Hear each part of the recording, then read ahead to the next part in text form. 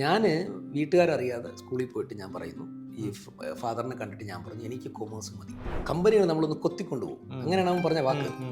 വിപ്ലവക്കാരൻ്റെ അല്ലെങ്കിൽ വിപ്ലവ സിദ്ധാന്തം പറയുന്ന കമ്മ്യൂണിസം ഉള്ള കോഴ്സാണെന്ന് ഞാൻ പറയുന്നത്. കാര്യം ഏത് പാവപ്പെട്ടവനും ഇത് പഠിക്കാൻ പറ്റും. ഇതിനകത്ത് പൈസ അല്ല ഇൻവെസ്റ്റ്മെൻറ്റ്, നമ്മുടെ ടൈമാണ്. അപ്പോൾ ഞാൻ 10ാം ക്ലാസ്സിൽ ഈ ബ്രെയിൻ ജിം പോയിട്ട് ഈ സൈൻ കോസ്റ്റ് ആണെന്ന് കേട്ട ഓടുന്ന ആളാണ് ഞാൻ. ഓരോ ഡേ ബൈ ഡേ രജിസ്റ്റർ ചെയ്യുന്ന കമ്പനികളുടെ എണ്ണം കൂടുതലാണ്. ഇത് ടഫാണ്, പക്ഷേ കഴിഞ്ഞാൽ അടിപൊളിയാണ്. ആ ഒരു ഇതാണ് അന്നത്തെ പിക്ചർ അവരുടെ മുഖത്തുണ്ട്. അവരെത്രത്തോളം സ്ട്രഗിൾ ചെയ്തിട്ടാണ് അത് പാസ്സായത്.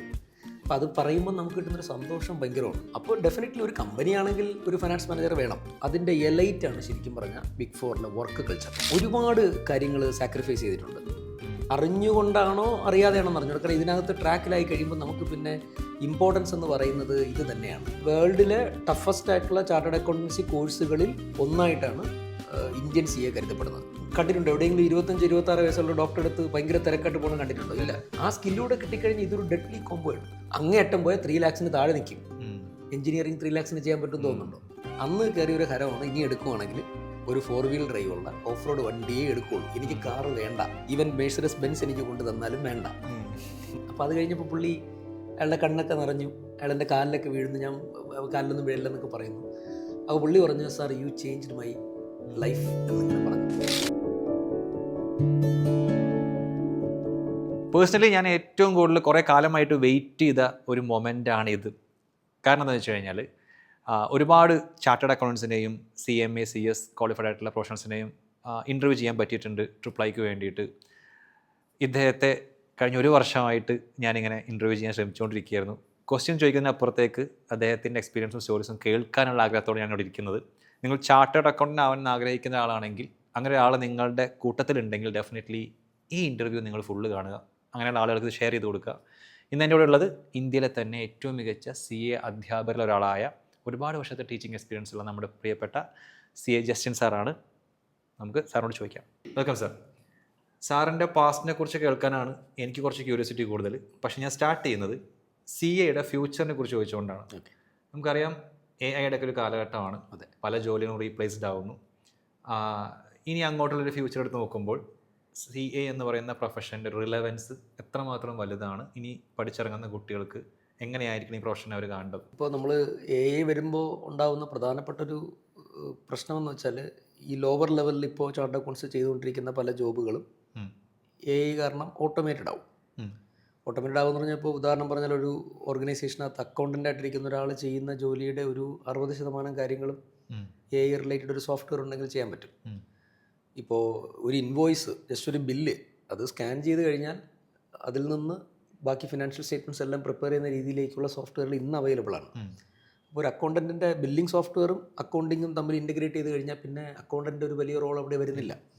അപ്പോൾ എന്താ സംഭവിക്കുകയെന്ന് വെച്ചാൽ, ജോലി നഷ്ടപ്പെടുകയല്ല, പകരം ഇവരുടെ ജോബ് കുറച്ചുകൂടി ഫിൽട്ടറിങ് ആവും. ഇൻ ദ സെൻസ് മീൻസ് കുറച്ചുകൂടി ഡിസിഷൻ മേക്കിംഗ് ലെവലിലേക്ക് മാറും.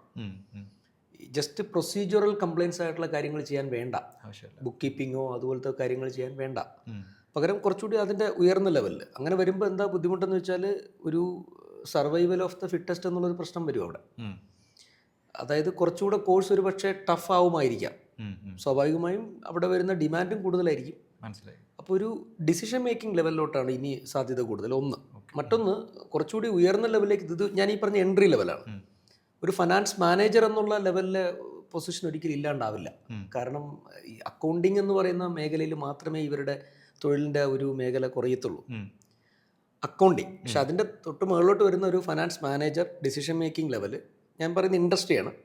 ഇപ്പോൾ ഇൻഫോസിസ് പോലത്തെ ഒരു കമ്പനി നമ്മൾ എടുത്തു കഴിഞ്ഞാൽ, അക്കൗണ്ട്സ് എന്നുള്ള സെഷനകത്ത് തന്നെ ഇപ്പോൾ ഒരു 10 ചാർട്ടേഡ് അക്കൗണ്ട്സ് വർക്ക് ചെയ്യുന്നുണ്ടെങ്കിൽ, ഒരു ഹൈപ്പോത്തറ്റിക്കൽ എക്സാമ്പിൾ ഞാൻ പറയുകയാണ്, അത് ഈ AI കടന്നുവരോടുകൂടി അതൊരു പക്ഷേ അവർക്ക് ഒരു 5 ചാർട്ടേഡ് അക്കൗണ്ട്സ് ആയിട്ടോ 4 ആയിട്ടോ കുറയ്ക്കാൻ പറ്റും. അതേപോലെ അവരുടെ പേറോൾ ഓരോ ഡിപ്പാർട്ട്മെൻറ്റിലും. അപ്പം ഈ കുറയുന്നതിനനുസരിച്ച് വേറൊരു ജോബ് അവിടെ വരുന്നുണ്ട്. അതായത് ഇതിൻ്റെ മുകളിലേക്ക് വരുമ്പോൾ ഡിസിഷൻ മേക്കിംഗ് ലെവലിൽ എന്തായാലും ചാർട്ടേഡ് അക്കൗണ്ട്സിനെ ഇമ്മീഡിയറ്റ്ലി റീപ്ലേസ് ചെയ്യാൻ പറ്റില്ല. അതായത് AI വരുമ്പോൾ ഈ റിപ്പീറ്റബിൾ ആയിട്ടുള്ള data entry type mechanical type of വർക്കുകൾ, അല്ലെങ്കിൽ പ്യുവർലി ക്ലറിക്കലും കുറച്ച് ഡിസിഷൻ മേക്കിങ്ങും വരുന്ന സാധനങ്ങളടക്കം AIക്ക് അത് നീറ്റായിട്ട് ഹാൻഡിൽ ചെയ്യാൻ പറ്റും. എറർ റേറ്റ് കുറവാണല്ലോ. പക്ഷെ മുകളിലേക്ക് പോകുന്നതോറും ഇമ്മീഡിയറ്റ്ലി റീപ്ലേസ് ചെയ്യാൻ പറ്റില്ല. അതൊക്കെ എനിക്ക് തോന്നുന്നു അങ്ങനെ വരണമെങ്കിൽ ഒരു പക്ഷേ ഒരു 25 or 30 years down the line കഴിഞ്ഞാലേ കുറച്ചുകൂടി ഒരു, കാരണം നമ്മുടെ ഇപ്പോഴത്തെ എ എന്ന് പറയുന്നത് ഇപ്പം ഈ പണ്ട് ഈ ഹരാരെ എന്നൊക്കെ പറയുന്നല്ലോ, ഇപ്പോൾ എ എന്ന് പറഞ്ഞ് ഇപ്പോൾ വരും എന്നൊക്കെ, അങ്ങനെ ഒരു സഡൻ മാറ്റം അല്ലല്ലോ. കാര്യം ഇതെല്ലാം ബിഗിനിങ് സ്റ്റേജിലാണ്. അത് കുറെ ഹൈപ്പ് ഉണ്ട്. ഡെഫിനറ്റ്ലി ടെക് ഇൻഡസ്ട്രീസ് ഒക്കെ ഇതിപ്പോ നടക്കുമെന്ന് പറഞ്ഞ് ഫണ്ടിങ്ങിന് വേണ്ടി പറയുന്നുണ്ടെന്നല്ലാതെ എക്സ്പേർട്സ് ഒരുപാട് ഫൈൻഡ്. ഈവൻ ChatGPT കാര്യത്തിന് നമ്മൾ നോക്കിക്കഴിഞ്ഞാൽ ഇപ്പോൾ ടാക്സിൻ്റെ പല കാര്യങ്ങളും എനിക്ക് അറിയാമെന്നുള്ള കാര്യങ്ങൾ നമ്മൾ ടാക്സിൻ്റെ ഒരു ഡൗട്ട് ChatGPT ചോദിച്ചു കഴിഞ്ഞാൽ അവനൊന്ന് കൺഫ്യൂസ് ചെയ്താൽ അവൻ പറയുന്ന ആൻസർ തെറ്റാ. അപ്പോൾ തിരിച്ച് ബ്രോ യു ഷുവർ എന്നൊക്കെ ചോദിച്ചു കഴിഞ്ഞാൽ രണ്ടാമത് അവൻ ഉടനെ മാറ്റി പറയുന്നുണ്ട്, അല്ല ഞാൻ ലെറ്റ് മീ ചെക്ക് എന്നുണ്ട്, ഒന്നുകൂടെ ഇങ്ങനെയും പറയാം, അങ്ങനെ പറയുന്നുണ്ട്. അപ്പോൾ അത് ഫൈൻ ട്യൂൺ ആണെന്ന് എനിക്ക് തോന്നുന്നില്ല. ടൈം എടുക്കും, പക്ഷേ ഇത് അഫക്റ്റ് ചെയ്യുന്നുള്ള കാര്യം ഉറപ്പാണ്. ഓക്കെ. ഇനി ഇപ്പം നമ്മുടെ ഒരു രാഷ്ട്രത്തിൻ്റെ ഒരു മുന്നോട്ട് ഇപ്പോൾ GDP വൈസൊക്കെ നോക്കുന്ന സമയത്ത് അവിടെ എങ്ങനെയാണ് CA-ക്കാരുടെ ഒരു റിലവൻസ് വരുന്നത്, അതുപോലെ ഓപ്പർച്യൂണിറ്റീസ്? ഇപ്പോൾ നമ്മുടെ ഇന്ത്യ എന്ന് പറയുന്ന എക്കോണമി ഇപ്പോൾ പറയപ്പെടുന്നത് ഫാസ്റ്റസ്റ്റ് ഗ്രോയിങ് എക്കോണമിയിൽ വളരെ പ്രധാനപ്പെട്ട ഒരു എക്കോണമിയാണ് ഇന്ത്യൻ എക്കോണമി. അപ്പോൾ ഇൻസ്റ്റിറ്റ്യൂട്ടിൻ്റെ തന്നെ, നമ്മുടെ ഇൻസ്റ്റിറ്റ്യൂട്ട് ഓഫ് ചാർട്ടേഡ് അക്കൗണ്ട്സ് ഇന്ത്യയുടെ ഒരു കണക്ക് പ്രകാരം തന്നെ 2047 വരുമ്പോഴത്തേക്കും ഇപ്പോൾ ഉള്ളതിൻ്റെ ഒരുപാട് മടങ്ങ് ചാർട്ടേഡ് അക്കൗണ്ട്സ്, ഓൾമോസ്റ്റ് അവർ പറയുന്നതെന്ന് വെച്ചാൽ ഒരു 50 lakhs ചാർട്ടേഡ് അക്കൗണ്ട്സ് എന്നൊക്കെയാണ് പറയുന്നത്. ഭയങ്കര വലിയൊരു നമ്പറാണ്. ഈവൻ അത് ഒരു എക്സാജറേറ്റ് നമ്പറാണ്. അതിൻ്റെ പകുതി എടുത്താൽ പോലും അത്രയും റിക്വയർമെൻറ്റ് വേണ്ടി വരുമെന്നാണ് പറയുന്നത്, എക്കോണമി ഗ്രോ ചെയ്യുന്നത് കൊണ്ട്. അപ്പം വന്നാലും ഈ പറയുന്ന ഡിസിഷൻ മേക്കിംഗ് ലെവലിൽ, ഈവൻ സിമ്പിളായിട്ട് പറഞ്ഞ ഒരു ഫിനാൻസ് മാനേജർ ലെവലിൽ ചാർട്ടേഡ് അക്കൗണ്ട് വേണ്ടി വരും. കാര്യം ഓരോ ഡേ ബൈ ഡേ രജിസ്റ്റർ ചെയ്യുന്ന കമ്പനികളുടെ എണ്ണം കൂടുതലാണ്. സ്റ്റാർട്ടപ്പ് ഇപ്പോൾ 100 സ്റ്റാർട്ടപ്പ് വരുന്നു, ഒരു 90 സ്റ്റാർട്ടപ്പ് ഫെയിൽ ആയാലും 10 സ്റ്റാർട്ടപ്പ് അവിടെ സക്സസ് ആവുന്നുണ്ട്. പണ്ടത്തെ അപേക്ഷിച്ച് ഇപ്പോൾ സ്റ്റാർട്ടപ്പ് സക്സസ് ആവുന്ന റേറ്റ് കൂടുതലാണ്. അപ്പോൾ ഡെഫിനറ്റ്ലി ഒരു കമ്പനിയാണെങ്കിൽ ഒരു ഫിനാൻസ് മാനേജർ വേണം. ഒരു ചാർട്ടേഡ് അക്കൗണ്ട് ഇല്ലാതെ അത് പറ്റില്ല. അപ്പോൾ ആ ഒരു സീറ്റ് ഒരിക്കലും വേക്കൻ്റ് ആവില്ല. അപ്പോൾ ആ ലെവലിൽ ഗ്രോത്ത് വരുമ്പോൾ അതിനകത്ത് ചാർട്ടേഡ് അക്കൗണ്ട്സിനെ നമ്മൾ പഴയ നമ്മുടെ പ്രസിഡൻ്റൊക്കെ പറഞ്ഞ ഒരു നാഷണൽ ബിൽഡിങ്ങിൻ്റെ ഒരു ഭാഗം തന്നെയാണ് ചാർട്ടേഡ് അക്കൗണ്ട്സ്. മനസ്സിലായി സാർ. സാറ് ഈ കോഴ്സിലേക്ക് വരുന്നൊരു സമയത്ത് ഇപ്പോൾ ഞാനിപ്പോൾ ചോദിച്ചത് ഇത് കാണുന്ന കുട്ടികൾക്ക് ഇനി ഫ്യൂച്ചർ CSനോട് ചോദിച്ചതാണ്. അപ്പോൾ അന്ന് സാറ് CA എടുക്കാമെന്ന് തീരുമാനിക്കുന്നത് എന്തിൻ്റെ പുറത്തായിരുന്നു? അത് ശരിക്കും ഞാൻ 10ാം ക്ലാസ്സിൽ എനിക്ക് മാത്തമെറ്റിക്സിന് 2 പേപ്പർ, അന്ന് മാത്തമെറ്റിക്സ് ഈ വരയും കുറിയൊക്കെ ഉള്ള മാത്തമെറ്റിക്സ് ഒരെണ്ണമാണ്. നമ്മുടെ ഈ പൊട്രാക്ടറൊക്കെ വെച്ച് വരയ്ക്കുന്ന ഒരു മാത്സും, പിന്നെ ഈ സൈൻ കോസ്റ്റ് ആണെന്നൊക്കെ പറഞ്ഞിട്ടുള്ള അത് 2 പേപ്പറാണ്. അപ്പോൾ അത് എനിക്ക് ഈ മാത്തമെറ്റിക്സ് എന്തുകൊണ്ടാണെന്നറിയില്ല, മേ ബി 2ാം ക്ലാസ്സിലോ 3ാം ക്ലാസ്സിലോ ഒക്കെ എനിക്ക് മാത്സ് ഇൻട്രൊഡ്യൂസ് ചെയ്ത ഫാക്കൽറ്റീസിൻ്റെ ടീച്ചേഴ്സിൻ്റെ പ്രശ്നമായിരിക്കാമെന്നാണ് ഇന്ന് ഞാൻ വിശ്വസിക്കുന്ന. കാര്യം ആ സബ്ജക്റ്റ് തുടക്കം മുതലേ ഞാൻ ഒരുപാട് അടി കിട്ടി, ഞാൻ വെറുത്തു പോയതെന്നാണ് ഈ പറയാം. അങ്ങനത്തെ ഒരു പേപ്പറാണ് മാത്സ് എന്നെ സംബന്ധിച്ച്. അപ്പോൾ 10ാം ക്ലാസ്സിൽ 2 മാത്സ് പേപ്പറിനും കൂടി എനിക്ക് 50-ന് കഷ്ടി ഒരു 24-25 മാർക്കാണ് കഷ്ടി കിട്ടിയിട്ടുള്ളത്. അന്ന് ഞാൻ ഡിസൈഡ് ചെയ്തതാണ് ഈ മാത്സ് എന്നെ കൊണ്ട് പറ്റില്ല, അപ്പോൾ മാത്സ് ഉള്ള ഒരു കാര്യങ്ങളും ഞാൻ ചെയ്യില്ല. അതുകൊണ്ട് +1 +2 ഞാൻ സയൻസ് എടുക്കാതെ ഞാൻ കൊമേഴ്സ് എടുത്തു. ശരിക്കും കൊമേഴ്സ് എടുത്തതല്ല, 10ാം ക്ലാസ്സിലെ മാർക്ക് വെച്ചിട്ട് എനിക്ക് കഷ്ടി ഒരു 62-63% മാർക്കേ 10ാം ക്ലാസ്സിലുള്ളൂ. അന്ന് അത് വെച്ചിട്ട് സയൻസിൽ അഡ്മിഷൻ കിട്ടില്ല. കാരണം ഡിസ്റ്റിങ്ഷൻ എന്നാണ് അന്നത്തെ കൺസെപ്റ്റ്, അന്ന് ഗ്രേഡിംഗ് അല്ല. ഞാനീ പറഞ്ഞ 2000-ലാണ്, ഞാൻ SLC കഴിയുന്നത് 2000-ലാണ്.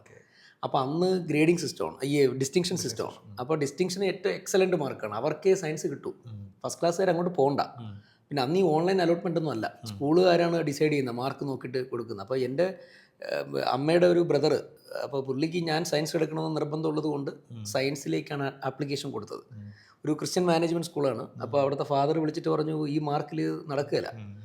അപ്പോൾ പുള്ളി കുറച്ച് ഇൻഫ്ലുവൻസ് ഒക്കെ ചെയ്തിട്ട് എങ്ങനെയെങ്കിലും സയൻസ് കിട്ടിയാൽ മതിയുള്ളൂ എന്ന് പറഞ്ഞു. അപ്പം എൻ്റെ ഉള്ളിൽ എനിക്ക് സയൻസ് വേണ്ട, പക്ഷേ വീട്ടുകാരുടെ നമ്മളൊരു സ്റ്റേജിൽ അങ്ങനെയാണല്ലോ, നമ്മൾക്ക് ഡിസിഷൻ മേക്കിംഗ് പറ്റത്തില്ലല്ലോ.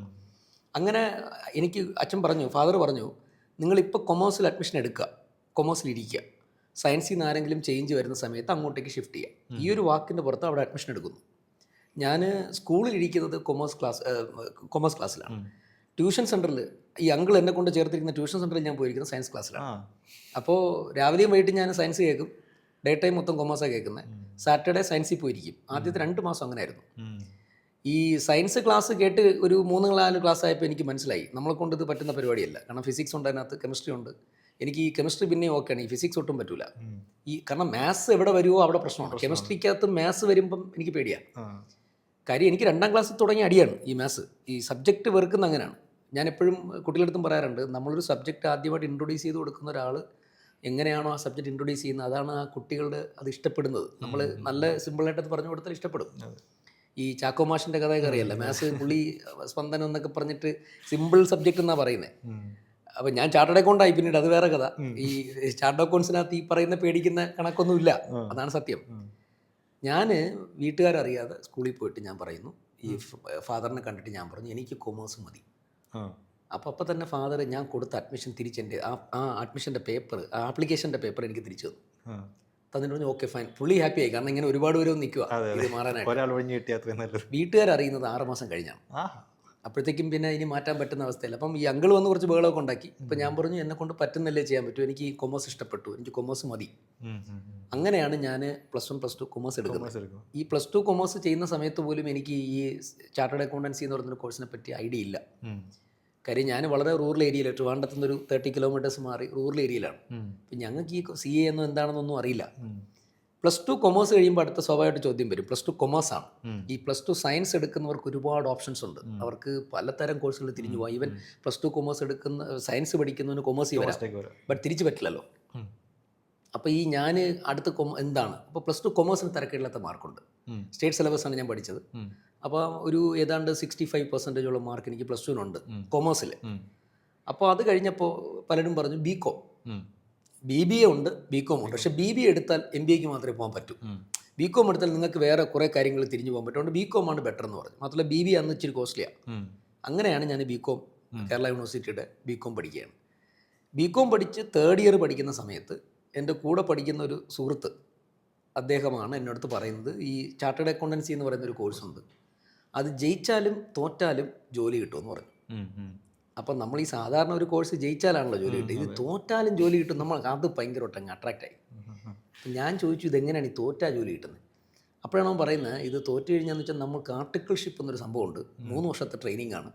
നമ്മളൊരു സീനിയർ ചാർട്ടേഡ് അക്കൗണ്ട് നമ്മൾ ഈ കാര്യങ്ങളെല്ലാം പഠിപ്പിച്ചു തരും. അങ്ങനെ നമ്മൾ അക്കൗണ്ട്സിൽ ഭയങ്കര എക്സ്പേർട്ട് ആവും, കമ്പനികൾ നമ്മളൊന്ന് കൊത്തിക്കൊണ്ടുപോകും. അങ്ങനെയാണ് അവൻ പറഞ്ഞ വാക്ക്. ഇത് കേട്ടിട്ടാണ് ഞാൻ ഈ കോഴ്സ് ജോയിൻ ചെയ്യുന്നത്. ഇതാണ് ഒരു റീസൺ. രണ്ടാമത് ഞാൻ ചോദിച്ചു കാശ് എങ്ങനെയാണ്? കാര്യം എൻ്റെ മൈൻഡിൽ BCom കഴിഞ്ഞിട്ട് MBA പഠിക്കാനായിരുന്നു ശരിക്കും താല്പര്യം.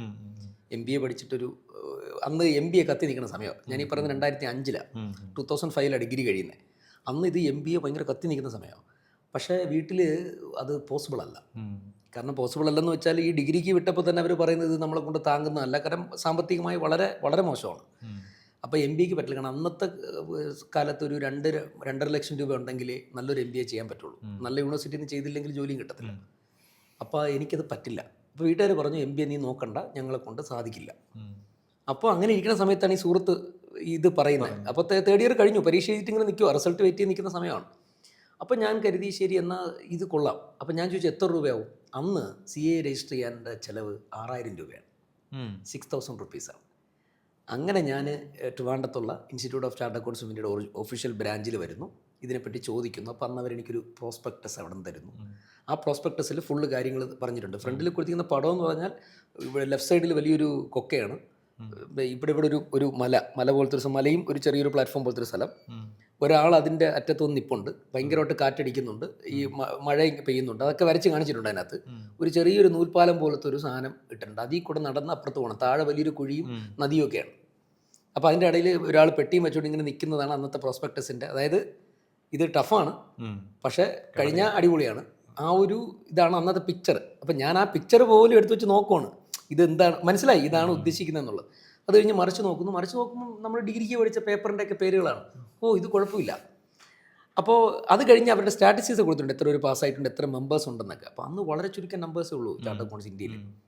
അപ്പോൾ പേടിയുണ്ട്, എന്നാൽ ഇത് ചെയ്താൽ കൊള്ളാമെന്നുണ്ട്, എന്നാൽ രണ്ടും കൽപ്പിച്ച് ശ്രമിച്ചേക്കാം എന്നൊരു കോൺഫിഡൻസ് അന്ന് വരുന്നു. അങ്ങനെ ഞങ്ങളൊരു 3 പേര് പോയിട്ട് ഇത് കോഴ്സ് രജിസ്റ്റർ ചെയ്യുന്നു. ഇതാണ് ശരിക്കും ഞാൻ വന്ന വഴി. പിന്നെ 2005-ലാണ് ഞാൻ ജോയിൻ ചെയ്യുന്നത്. 2011-ലാണ് ഞാൻ ക്വാളിഫൈ ചെയ്യുന്നത്. സത്യം പറഞ്ഞാൽ ഈ 6 വർഷത്തിനിടയിൽ ഒരുപാട് കാര്യങ്ങൾ സാക്രിഫൈസ് ചെയ്തിട്ടുണ്ട്. അറിഞ്ഞുകൊണ്ടാണോ അറിയാതെയാണോ എന്ന് അറിഞ്ഞു. കാരണം ഇതിനകത്ത് ട്രാക്കിലായി കഴിയുമ്പോൾ നമുക്ക് പിന്നെ ഇമ്പോർട്ടൻസ് എന്ന് പറയുന്നത് ഇത് തന്നെയാണ്. കാര്യം കല്യാണങ്ങൾക്ക് പലതിനും പോകാൻ പറ്റാറില്ല, ഫ്രണ്ട്സിൻ്റെ കൂടെ കളിക്കാൻ പോകുന്നതിന് കുറവാണ്. അപ്പോൾ ഫ്രണ്ട്സ് കളിയാക്കും. കാര്യം അവർക്കിത് പറഞ്ഞാൽ മനസ്സിലാവില്ല, നമുക്ക് ഈ പഠിക്കാനുള്ള ഓളിയും കാര്യങ്ങളൊക്കെ. കാര്യം ഇതിനകത്ത് വന്ന് പെട്ടു, ഇതിൽ നിന്ന് എനിക്ക് പുറത്തിറങ്ങി വരണം. വീട്ടിൽ പോയിട്ട് എനിക്കിത് പറ്റുന്നില്ല, വേറെ കോഴ്സ് പഠിക്കാം എന്ന് പറ്റില്ല. നമുക്കറിയാം വീട്ടിലെ സിറ്റുവേഷൻ എന്താണ്. അപ്പോൾ അമ്മയായിരുന്നു ഏറ്റവും കൂടുതൽ സപ്പോർട്ട് തന്നിരുന്നത്. അപ്പോൾ അമ്മയോടത്ത് ഞാൻ കൂടുതലും ഷെയർ ചെയ്യുന്നത്, അച്ഛനേക്കാളും കൂടുതൽ അമ്മയെടുത്ത അറ്റാച്ച്മെൻറ്റ്. അപ്പോൾ ഫീസ് കൊടുക്കണമെങ്കിലും കാര്യങ്ങളെല്ലാം നമ്മൾ സംസാരിക്കുന്ന അമ്മയുടെ അടുത്താണ്. അപ്പോൾ അമ്മ പറയും നീ ട്രൈ ചെയ്യ്, നമുക്കിവിടെ ആർക്കും അത്യാവശ്യമൊന്നുമില്ല, നീ പറ്റുന്ന പോലെ പഠിച്ച് പാസ്സായാൽ മതി. കാരണം അന്നേ പറയുന്നൊരു കാര്യമുണ്ട്, എത്ര ഏജ് ആയാലും എത്ര അറ്റംപ്റ്റ് എടുത്താലും ഇത് പാസ്സാകുന്നതാണ് പ്രധാനമെന്ന് അന്ന് പരക്കെ പറയും. മെമ്പേഴ്സ് പോലും, നമ്മൾ കാണുന്ന ക്വാളിഫൈഡ്സ് പോലും പറയും, അറ്റംപ്റ്റിലൊന്നും കാര്യമില്ല, ഇത് പാസ്സാവുന്നതിലാണ് കാര്യം. അതുകൊണ്ട് വീട്ടുകാർക്ക് ഇതറിയാം. അപ്പോൾ അവർ പറഞ്ഞ് പ്രശ്നമില്ല, നീ പഠിച്ചോ. അപ്പോൾ വീട്ടിൽ നിന്ന് അങ്ങനെ ഒരു മെൻ്റൽ പ്രഷർ എനിക്കില്ലായിരുന്നു. പിന്നെ ഒറ്റ കാര്യം അവർ പറഞ്ഞിട്ടുണ്ട്, അടുത്ത ആഴ്ച ഫീസ് കൊടുക്കണമെങ്കിൽ തലേദിവസം വന്ന് പറയരുത്, ഒരു മാസം മുമ്പേ പറയണം ഫീസ് കൊടുക്കണം. അപ്പോൾ അവരതനുസരിച്ച് അത് തരും. അത് ഞാൻ പല വേദികളിലും പറയാനുള്ള കാര്യമാണ്. ഞാൻ ഇന്ന് പഠിപ്പിക്കുന്ന ഈ പേപ്പർ, ടാക്സേഷൻ എന്നുള്ള പേപ്പർ, അത് ഞാൻ അന്ന് പഠിക്കുന്ന സമയത്ത് ഇതിൻ്റെ ഫീസ് 2500 രൂപയാണ് അന്ന് ഞാൻ പഠിക്കുന്ന ട്യൂഷൻ. കാരണം ഓരോ പേപ്പറിനെ ക്ലാസ് ഉള്ളൂ. നമ്മളിന്ന് കാണുന്ന പോലുള്ള ഒരു ഓർഗനൈസ്ഡ് ആയിട്ടുള്ള കോച്ചിങ് CAക്ക് അന്നില്ല. ഓരോ ചാർട്ടേഡ് അക്കൗണ്ട്സിൻ്റെ വീട്ടിൽ പോയിരുന്നിട്ട് അവരുടെ സൗകര്യത്തിന് അവർ ഒരു ചാപ്റ്റർ പഠിപ്പിച്ച് തരും. അത് കഴിഞ്ഞ് നമ്മൾ പോവും, പഠിക്കും, വീണ്ടും അടുത്ത് അവർ പറയുന്ന ദിവസം പോവും. അങ്ങനെ പഠിക്കുന്നത്. ഓർഗനൈസ്ഡ് ക്ലാസ് ഇല്ലെന്ന് അന്ന് ചെന്നൈയിൽ മാത്രമേ ഉള്ളൂ, കേരളത്തിലില്ല എല്ലാ സബ്ജക്റ്റിനും ഒരുമിച്ചുള്ള ക്ലാസ്. അപ്പോൾ ഞാൻ ഈ പഠിപ്പിക്കുന്ന ടാക്സിൻ്റെ 2500 ഫീസ് കൊടുക്കണം. അമ്മയടുത്ത് പറയുമ്പോൾ നേരത്തെ പറയണം എന്ന് പറഞ്ഞിട്ടുണ്ട്. അപ്പോൾ അന്ന് വീട്ടിൽ ഈ ആട് വളർത്തുന്ന പരിപാടി ഉണ്ടാവും, 1-2 ആടുണ്ടാവും. അപ്പോൾ അന്ന് കറക്കുന്ന ഒരാടുണ്ട്, പാല് കറക്കുന്ന ഒരാട്. അപ്പോൾ ആ ആടിനെ വിറ്റിട്ടാണ്, അതിൻ്റെ പൈസ കൊണ്ടാണ് ഞാൻ ഈ ടാക്സ് എന്നുള്ള സബ്ജക്റ്റിൻ്റെ, എനിക്ക് ഇന്നും ഓർമ്മയുണ്ടത്, ഫീസ് കൊടുക്കുന്നത്. അമ്മയാണ് എൻ്റെ കയ്യിൽ തരുന്നത്. അപ്പോൾ അത് പിന്നീട് ഞാൻ പലപ്പോഴും അത് ആലോചിച്ചിട്ടുണ്ട്. ഞാൻ വന്ന ആ ഒരു വഴികൾ എന്നൊക്കെ ആൾക്കാർ പറയുന്നില്ല. ഇന്നത്തെ ഒരു ആൾക്കാർക്ക് അത് എത്രത്തോളം കേൾക്കുമ്പോൾ ഈ പഴംപുരാണം എന്ന് പറയുന്ന പലർക്കും ബോറാണ്. ഞാൻ വിഷ്വലൈസ് ചെയ്തുകൊണ്ടിരിക്കുന്നു സാർ പറഞ്ഞത്. അപ്പോൾ അതൊരു വളരെ വളരെ ഡിഫിക്കൽട്ട് എന്ന് വെച്ചാൽ, ഞാൻ മൊബൈൽ ആദ്യമായിട്ട് വാങ്ങുന്നത് CA ഇൻ്റർ പാസ്സായി, ഒരു ഗ്രൂപ്പ് പാസ്സായി ആർട്ടിക്കിൾഷിപ്പിന് കയറുന്ന സമയത്താണ് ആദ്യമായിട്ട് മൊബൈൽ മേടിക്കുന്നത്. അന്നത്തെ മൊബൈൽ എന്ന് പറഞ്ഞാൽ നമ്മുടെ പഴയ നോക്കിയുടെ ആ ഒരു 1100 എന്ന് പറയുന്ന ആ ഫോണാണ് ആദ്യം മേടിക്കുന്നത്. അപ്പോൾ അത് ഭയങ്കര സന്തോഷമാണ് അന്ന് ആദ്യമായിട്ട് ആ ഫോണൊക്കെ മേടിക്കുന്ന സമയത്ത്. ഞാൻ ഫൈനൽ ക്വാളിഫൈ ചെയ്യുന്നത് വരെ വീട്ടിൽ TV ഇല്ല. അത് കഴിഞ്ഞാണ് വീട്ടിൽ TV മേടിക്കുന്നത്. അപ്പോൾ അത് ഒരുപാട് ഹെൽപ്പ് ചെയ്തിട്ടുണ്ട്. കാര്യം നമ്മളെ ഡിസ്ട്രാക്ട് ചെയ്യുന്ന കാര്യങ്ങൾ ഇല്ല. വീട്ടിൽ പോയാൽ പഠിക്കുക എന്നുള്ളത് തന്നെയാണ്. വേറെ ഒരു കാര്യത്തിനും വീട്ടുകാർ നമ്മളെ വിളിക്കുക ഒന്നും ചെയ്യത്തില്ല. അപ്പോൾ നമുക്കിരുന്ന് പഠിക്കാം. ശരിക്കും ഞാൻ ഈ CAയിൽ വന്നത് ഒന്ന് കോസ്റ്റ് കുറവെന്നുള്ളൊരു റീസൺ. നമുക്ക് അഫോർഡബിളാണ്. ഞാൻ പറയും ഇതൊരു വിപ്ലവക്കാരൻ്റെ അല്ലെങ്കിൽ വിപ്ലവ സിദ്ധാന്തം പറയുന്ന കമ്മ്യൂണിസം ഉള്ള കോഴ്സാണെന്ന് ഞാൻ പറയും. കാര്യം ഏത് പാവപ്പെട്ടവനും ഇത് പഠിക്കാൻ പറ്റും. ഇതിനകത്ത് പൈസ അല്ല ഇൻവെസ്റ്റ്മെൻറ്റ്, നമ്മുടെ ടൈമാണ്. നമ്മുടെ ടൈം, നമ്മുടെ ഡെഡിക്കേഷൻ. താല്പര്യമുള്ള ഒരാൾക്ക് അഫോർഡബിളാണ്, പഠിച്ചെടുക്കാൻ പറ്റും. പൈസ അല്ല ഇൻവെസ്റ്റ്മെൻറ്റ്, നമ്മുടെ ആ ഒരു ഹാർഡ് വർക്കും അത് തന്നെയാണ് വേണ്ടത്. ഈവൻ ഇൻ്റലിജൻസും ബ്രില്യൻസും പോലും അധികം വേണ്ടെന്നാണ് എൻ്റെ അഭിപ്രായം. കാര്യം അങ്ങനെ ഉണ്ടെങ്കിൽ ഞാൻ പാസ്സാവില്ല. കാരണം 10ാം ക്ലാസ്സിൽ എനിക്ക് മാത്സിന് ഞാൻ വളരെ മോശമാണ്. പഠിച്ചെടുക്കാൻ പറ്റും. വന്നതിൻ്റെ റീസൺ ഇത് തന്നെയാണ്. ജയിച്ചാലും തോറ്റാലും ജോലി കിട്ടുമെന്ന് പറയും. അത് നമുക്ക് ഭയങ്കരമായിട്ട് സ്ട്രൈക്കായി. ഫീസ് കുറവാണ്. ഞാൻ ഇനി സാറ് വൺസ് തന്നെ ജോയിൻ ചെയ്തിട്ട് ഇത് കംപ്ലീറ്റ് ചെയ്യുന്നതിന് ഇടയിലുള്ള കാര്യങ്ങളിലേക്ക് വരാം. എനിക്കൊരു ചോദ്യമുള്ളത്, സാറിപ്പോൾ നമ്മുടെ കേരളത്തിലെന്നല്ല, ഇപ്പോൾ സൗത്ത് ഇന്ത്യയിലാണെങ്കിലും കുട്ടികളോട് CA പഠിക്കുന്ന ആൾക്കാരോട് ചോദിച്ചു കഴിഞ്ഞാൽ അവർ എപ്പോഴും ചെക്ക് ചെയ്യുന്ന ചില ഫാക്കൽറ്റീസ് ഉണ്ടാവും, ഇവരുടെ ക്ലാസ് എവിടെയാണെന്നുള്ളത്. അതിലൊന്ന് സാറിൻ്റെ ക്ലാസ് ആയിരിക്കും. അപ്പോൾ കഴിഞ്ഞ അത്രയും വർഷം കൊണ്ട് സാർ ഉണ്ടാക്കിയെടുത്തിട്ടുള്ളൊരു ലെഗസി ഉണ്ട് ടീച്ചിങ്ങിൽ. അപ്പോൾ CA കഴിയുമ്പോൾ സാർ എനിക്കറിയാം സാർ പ്രാക്ടീസ് ചെയ്യുന്നുണ്ട്, പക്ഷെ എന്നാൽ പോലും ടീച്ചിങ് സാറിൻ്റെ ഒരു മെയിൻ ഏരിയയാണ്. അതെ. അപ്പം വൈ ടീച്ചിങ് എന്തുകൊണ്ടാണ് സാർ പാഷനേറ്റ് ആണെന്ന് എനിക്കറിയാം. കാണുന്നവർക്ക് ചിലപ്പോൾ പാരൻസ് അറിയുന്നുണ്ടാവില്ല, കുട്ടികൾക്ക് അറിയുന്നുണ്ടാവും. അപ്പോൾ ആ ടീച്ചിങ്ങിലേക്ക് തിരിയാനുള്ളൊരു കാരണം എന്താണ്? How much you love that teaching? വളരെ യാദൃച്ഛികമായിട്ടാണ് ഞാൻ ടീച്ചിങ്ങിൽ വരുന്നത്. ഈ പണ്ട് പഠിക്കുന്ന സമയത്തും ഡിഗ്രിക്ക് പഠിക്കുന്ന സമയത്തും എൻ്റെ കൂടെ ഉള്ളവരെ BCom പരീക്ഷ ആവുന്ന സമയത്ത് വീട്ടിലവർ വരും, നമ്മളിരുന്ന് ഒരുമിച്ച് കമ്പൈൻ സ്റ്റഡി അങ്ങനെയൊക്കെ ചെയ്യുമായിരുന്നു. അപ്പോൾ ഞാൻ പറയുന്നത് അവർക്ക് മനസ്സിലാവുന്നുണ്ടെന്ന് അവർ പറയും. അപ്പോൾ അതുകൊണ്ടാണല്ലോ വീണ്ടും വീണ്ടും അവർ വരുന്നത്. അങ്ങനെ കുറച്ചൊരു പാസ്സായിട്ടുണ്ട്. ശരിക്കും റീസൺ എന്ന് വെച്ചാൽ, ഞാൻ CA ഫൈനൽ പരീക്ഷ എഴുതിയിട്ട് റിസൾട്ട് വെയിറ്റ് ചെയ്യുന്ന സമയത്ത് അമ്മയ്ക്ക് സുഖമില്ലാതാവുകയാണ്. അമ്മ ഇപ്പോൾ ജീവിച്ചിരിപ്പില്ല. അപ്പോൾ അമ്മയ്ക്ക് ക്യാൻസർ ആയിരുന്നു. അപ്പം ഈ ട്രീറ്റ്മെൻറ്റിന് പോകണം എന്നുള്ളത് കൊണ്ട് തന്നെ എനിക്കൊരു CA ഫേമിൽ പെർമനൻ്റ് ആയിട്ട് വർക്ക് ചെയ്യാൻ കയറാൻ പറ്റില്ല. അന്നത്തെ ജോബ് എന്ന് പറഞ്ഞാൽ ഫൈനൽ ക്വാളിഫൈ ചെയ്തിട്ടില്ലെങ്കിൽ CA ഫേമിൽ കയറുക എന്നുള്ളതാണ്, വേറെ ജോലി കിട്ടത്തില്ലെന്ന്. അപ്പോൾ ആ സമയത്ത് ഞാനൊരു CA ഫേമിൽ ജോയിൻ ചെയ്തു. 2 മാസം കഴിയുമ്പോഴാണ് ഇത് ഡയഗ്നോസ് ചെയ്യുന്നത് അമ്മയ്ക്ക്. അപ്പോൾ ട്രീറ്റ്മെൻറ്റിന് കൊണ്ടുപോകണം. അപ്പോൾ ഇടയ്ക്കിടയ്ക്ക് ഈ കീമോതെറാപ്പി ചെയ്യണ ഓരോ സമയത്ത് ഞാൻ ലീവ് എടുക്കണം. 2 പ്രാവശ്യം ലീവ് എടുത്തു. വീണ്ടും വീണ്ടും പോയി എങ്ങനെ ലീവ് എടുക്കുമ്പോൾ നമുക്കൊരു ബുദ്ധിമുട്ടല്ലേ. അതുകൊണ്ട് ഞാൻ ആ പുള്ളിയുടെ അടുത്ത് ചാട്ടോക്കിൻ്റെ അടുത്ത് പറഞ്ഞു, സാർ എനിക്ക് കണ്ടിന്യൂസ് ആയിട്ട് വരാൻ പറ്റില്ല, അതുകൊണ്ട് ഞാൻ ഇറങ്ങുവാണ്. പുള്ളി പറഞ്ഞു ഓക്കെ, ഒരു കുഴപ്പമില്ല, ജസ്റ്റ് പോയിട്ട് പിന്നെ ക്വാളിഫൈ ചെയ്തിട്ട് എല്ലാം റെഡിയായിട്ട് വന്നാൽ മതി എന്ന് പറഞ്ഞിട്ട് ഞാൻ അവിടെ നിന്ന് ഇറങ്ങുവാണ്. അപ്പോൾ ഒരു 2 മാസമാണ് ഞാൻ ആ ഫേമിൽ വർക്ക് ചെയ്തത്. അത് കഴിഞ്ഞ് പിന്നെ അമ്മയുടെ ട്രീറ്റ്മെൻറ്റും കാര്യങ്ങളോട്ട് അങ്ങനെ നിൽക്കുന്ന സമയത്ത് എനിക്ക് ഒരിടത്തും പെർമനൻറ്റ് കയറാൻ പറ്റില്ല. എൻ്റെ ഒരു സുഹൃത്ത് വിളിക്കുവാണ്. അദ്ദേഹം കോളേജിൽ എൻ്റെ സീനിയർ ആയിരുന്നു. പുള്ളി M.Com കഴിഞ്ഞാണ്, ഞാൻ ഡിഗ്രിയാണ്. അദ്ദേഹം ചാർട്ടേഡ് അക്കൗണ്ടൻസി കഴിഞ്ഞ് ക്വാളിഫൈ ചെയ്തിട്ട് പുള്ളി ചെറുതായിട്ട് ട്യൂഷൻ പോലെ തുടങ്ങുന്ന ഒരു സംവിധാനമാണ്. അപ്പോൾ അവിടെ ഈ ടാക്സ് എന്നുള്ള പേപ്പർ എടുക്കാൻ ആരുമില്ല. എനിക്ക് ശരിക്കും അന്ന് എൻ്റെ ഇഷ്ടപ്പെട്ട പേപ്പർ അക്കൗണ്ടിങ്ങും കോസ്റ്റിങ്ങും ആണ്. ഈ 2 പേപ്പറാണ് എൻ്റെ ഫേവറേറ്റ് പേപ്പർ. ടാക്സ് എൻ്റെ കാരണം ഞാൻ ഡിഗ്രിക്ക് ടാക്സ് പഠിച്ചിട്ടില്ല, CA വന്നിട്ട് ആദ്യമായിട്ട് പഠിക്കുന്നത്. അപ്പോൾ അത്ര ഭയങ്കര ഒരു ഇഷ്ടമൊന്നും അതിനോട് ഇല്ലായിരുന്നു. പക്ഷെ അവിടെ ഇപ്പോൾ എടുക്കേണ്ടത് ടാക്സാണ്. ഞാൻ പറഞ്ഞു ശരി, കാരണം എൻ്റെ സിറ്റുവേഷൻ പുള്ളിക്ക് അറിയാം, എനിക്ക് കുറച്ച് റവന്യൂ വേണം, എന്നാൽ കണ്ടിന്യൂസ് ആയിട്ട് വരാൻ പറ്റില്ല. അപ്പോൾ ക്ലാസ് അതിനനുസരിച്ച് ചാർട്ട് ചെയ്താൽ മതി. അവിടെ വരുന്ന കുട്ടികളെന്ന് വെച്ച് കഴിഞ്ഞാൽ ഒരു മിഡിൽ ലെവലിലെ കുട്ടികളാണ്, ഭയങ്കര ക്ലാസ് എക്സ്പെക്ട് ചെയ്ത് വരുന്നവരല്ല. അവർക്കൊരു ക്ലാസ് വേണം, അവരൊന്ന് മെൻറ്റർ ചെയ്യണം, അവർ പാസ്സാവും. ഇൻ്ററാണ്. അങ്ങനെയാണ് ഞാൻ അവിടെ ട്രിവാൻഡ്രത്ത് വരികയും പുള്ളിയുടെ സെൻറ്ററിലാണ് ഞാൻ ആദ്യമായിട്ട് ക്ലാസ് എടുത്ത് തുടങ്ങുന്നത്. ഇത് ഏത് വർഷമാണ്? ഇത് സംഭവിക്കുന്നത് 2008 2008. ഞാൻ ഫൈനൽ എഴുതിക്കൊണ്ടിരിക്കുന്ന സമയമാണ്. ഞാൻ 2008 തൊട്ട് എഴുതി തുടങ്ങി. 2011 പാസ്സാവുന്നത്. ഞാൻ അന്ന് പാസ്സായിട്ടില്ല. ഫസ്റ്റ് ഗ്രൂപ്പ് കിട്ടി, സെക്കൻഡ് ഗ്രൂപ്പ് കിട്ടിയിട്ടില്ല. അപ്പോൾ ഞാൻ അവിടെ വന്ന് പഠിപ്പിച്ചു തുടങ്ങി. അപ്പോൾ ആദ്യത്തെ ക്ലാസ്സിൽ എനിക്ക് തോന്നുന്നു 3-4 കുട്ടികളാണ് ആദ്യത്തെ ബാച്ചിലുണ്ടായിരുന്നത്. അത് കഴിഞ്ഞപ്പോൾ എൻ്റെ അടുത്ത് പുള്ളി ചോദിച്ചു, ഫൈനൽ എടുക്കാവോ എന്ന് ചോദിച്ചു. അപ്പോൾ ഞാൻ പറഞ്ഞു ഫൈനൽ ഞാൻ ക്വാളിഫൈ ചെയ്തിട്ടില്ല, ഞാനും പഠിച്ചുകൊണ്ടിരിക്കുന്നതാണ്. അപ്പോൾ പറഞ്ഞു വരുന്ന കുട്ടികൾക്ക് അത് പ്രശ്നമല്ലെങ്കിൽ ജസ്റ്റ് എടുത്തുകൂടെ എന്ന് ചോദിച്ചു. എന്തോ ഒരു കോൺഫിഡൻസ് എന്ന് തോന്നി. ഞാൻ പറഞ്ഞു ശരിയെന്ന് പറഞ്ഞു. അങ്ങനെ ഇൻ്റർ എടുത്തു തുടങ്ങി. ആ സമയത്ത് തന്നെ ഞാൻ ഫൈനൽ എടുത്തു തുടങ്ങി. അന്ന് ഞാൻ ക്വാളിഫൈ ചെയ്തിട്ടില്ല. അപ്പോൾ എൻ്റെ കൂടെ പരീക്ഷ എഴുതുന്ന ആൾക്കാരെയാണ് നമ്മൾ ഇരിക്കുന്നത്. അപ്പം സ്റ്റുഡൻ്റ് എന്ന് പറഞ്ഞാൽ നമുക്ക് പഠിപ്പിക്കാൻ പറ്റില്ല. അപ്പം നമ്മളിങ്ങനെ ഇരുന്നിട്ട് എനിക്കറിയാവുന്ന കാര്യങ്ങൾ പറയും. അപ്പോൾ എന്തോ അവർക്കറിയാത്തതിനേക്കാളും കുറച്ച് കൂടുതൽ കാര്യങ്ങൾ ഞാൻ പറയുന്നു എന്ന് വിചാരിച്ചിട്ട് അവർ ഓക്കെ ഇത് കൊള്ളാം, അവർ വീണ്ടും വരുന്നു. അങ്ങനെ അത് കുട്ടികളുടെ എണ്ണം കൂടുന്നു. പിന്നെ അതൊരു 10, 40, 50 കുട്ടികളുടെ ഒരു ബാച്ചാകുന്നു. അതാണ് എൻ്റെ ശരിക്കും ടീച്ചിങ് തുടങ്ങിയത്. അങ്ങനെയാണ് ഞാൻ ടാക്സിലായത്. CA ഫൈനൽ ക്വാളിഫൈ ചെയ്തു. ഞാൻ ബിഗ് 4 നമ്മുടെ KPMG കൊച്ചി രവിപുരത്ത് ആദ്യമായിട്ട് ലൈഫിൽ കൊച്ചിയിൽ വരുന്നത് KPMG ഇൻ്റർവ്യൂ അറ്റൻഡ് ചെയ്യാനാണ്. ട്രിവാൻഡ്രത്ത് നിന്ന് ആദ്യമായിട്ട് കൊച്ചിയിൽ വരുന്നത്. അപ്പോൾ എന്നെ വിളിച്ചു, ഓഫ് ക്യാമ്പസ് ആയിരുന്നു. ഞാൻ ഇൻ്റർവ്യൂ അറ്റൻഡ് ചെയ്തു. എൻ്റെ അടുത്ത് ജോയിൻ ചെയ്യാൻ പറഞ്ഞു. എന്നെ സെലക്ട് ചെയ്തവർ KPMG ടാക്സേഷൻ വിങ്ങിൽ. അപ്പോൾ അന്ന് അത് കിട്ടുക എന്ന് പറഞ്ഞാൽ അത്ര നിസ്സാരമല്ല. പക്ഷേ ഞാനിവിടെ ക്ലാസ് തുടങ്ങി, എൻ്റെ അടുത്ത 2-3 ബാച്ചായി. അപ്പോൾ എനിക്ക് കമ്മിറ്റ്മെൻ്റായി. ഈ കുട്ടികൾ വരുമ്പോൾ അവരെ തീർക്കാതെ എങ്ങനെ വിടുക. അപ്പോൾ അവരുടെ ഞാൻ ടൈം ചോദിച്ചു. അവർ പറഞ്ഞു കുഴപ്പമില്ല, 2 months ടൈം തരാം, നിങ്ങൾ തീർത്തിട്ട് വന്ന് ജോയിൻ ചെയ്താൽ മതി എന്ന് പറഞ്ഞു. അപ്പോൾ ഞാൻ ഈ 2 മാസം കഴിഞ്ഞപ്പോഴത്തേക്കും അടുത്ത ബാച്ച് വന്നു. അപ്പോൾ ഞാൻ ആകെ ശരിക്കും കൺഫ്യൂഷനായി, ഇത് ഇൻഡസ്ട്രിയിൽ പോകണോ. അപ്പോൾ പലരും എന്നോട് പറഞ്ഞു നീ ചെയ്യണത് മണ്ടത്തരമാണ്. കാരണം KPMG പോലത്തെ ഒരു സ്ഥലത്ത് ടാക്സേഷനിൽ കയറുക എന്ന് പറഞ്ഞാൽ നിസ്സാരമല്ല, അതും കേരളത്തിൽ. നിനക്ക് വീട്ടിൽ ഇടയ്ക്ക് പോവാം, നോർമലി ദൂരോട്ടൊക്കെ പോകണ്ടേ. പക്ഷേ ഞാനൊരു കട്ട് ആൻഡ് റൈറ്റ് ആയിട്ട് ഡിസിഷൻ എടുത്തു, ടീച്ചിങ് കണ്ടിന്യൂ ചെയ്യാം. കാര്യം ഞാൻ ചെറുതായിട്ട് അത് എൻജോയ് ചെയ്ത് തുടങ്ങി. ആ സമയമായപ്പോഴത്തേക്കും ഈ നമ്മൾ പറഞ്ഞു കൊടുക്കുമ്പം അപ്പുറത്തിരിക്കുന്നവന് മനസ്സിലായി എന്ന് കാണുമ്പോൾ അവൻ്റെ മുഖത്തൊരു ഒരു സാറ്റിസ്ഫാക്ഷൻ അത് നമുക്ക് കാണാൻ പറ്റും. അത് നമുക്ക് തരുന്നൊരു ലഹരി ഭയങ്കരമാണ്. പൈസയെക്കാളും ആ ലഹരി ഭയങ്കരമാണ്, പ്രത്യേകിച്ച് നമ്മുടെ ആ ഒരു ഏജിൽ. അപ്പോൾ എനിക്കത് ഇഷ്ടപ്പെട്ടു. അപ്പോൾ ഞാൻ അവരുടെ അടുത്ത് പറഞ്ഞു നോ പറഞ്ഞു. അപ്പോൾ രണ്ടാമത് എടുത്ത് ചോദിച്ചു യു ഷുവർ? ഞാൻ പറഞ്ഞു ഷുവറാണ്. ഇല്ല.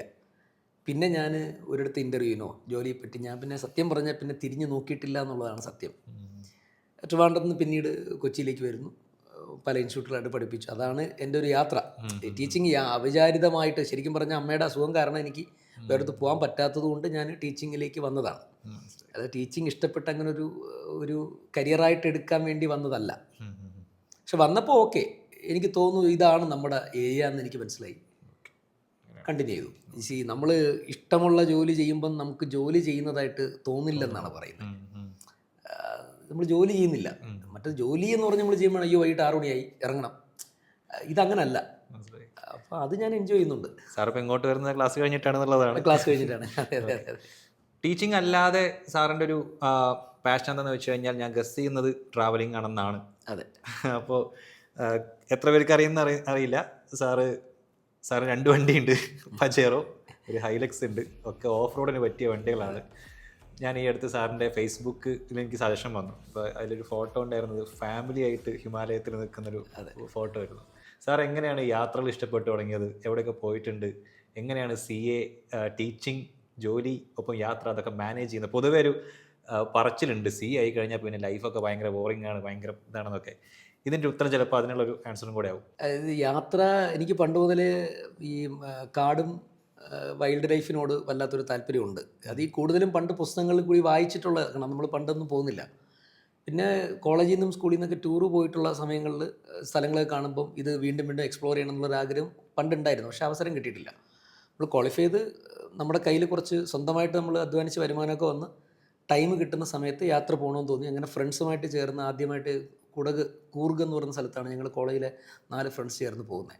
ആ യാത്രയാണ് ശരിക്കും എനിക്ക് പിന്നീടുള്ള വീണ്ടും വീണ്ടും യാത്ര ചെയ്യാനുള്ള ഒരു എനർജി തന്ന ആ യാത്രയാണ്.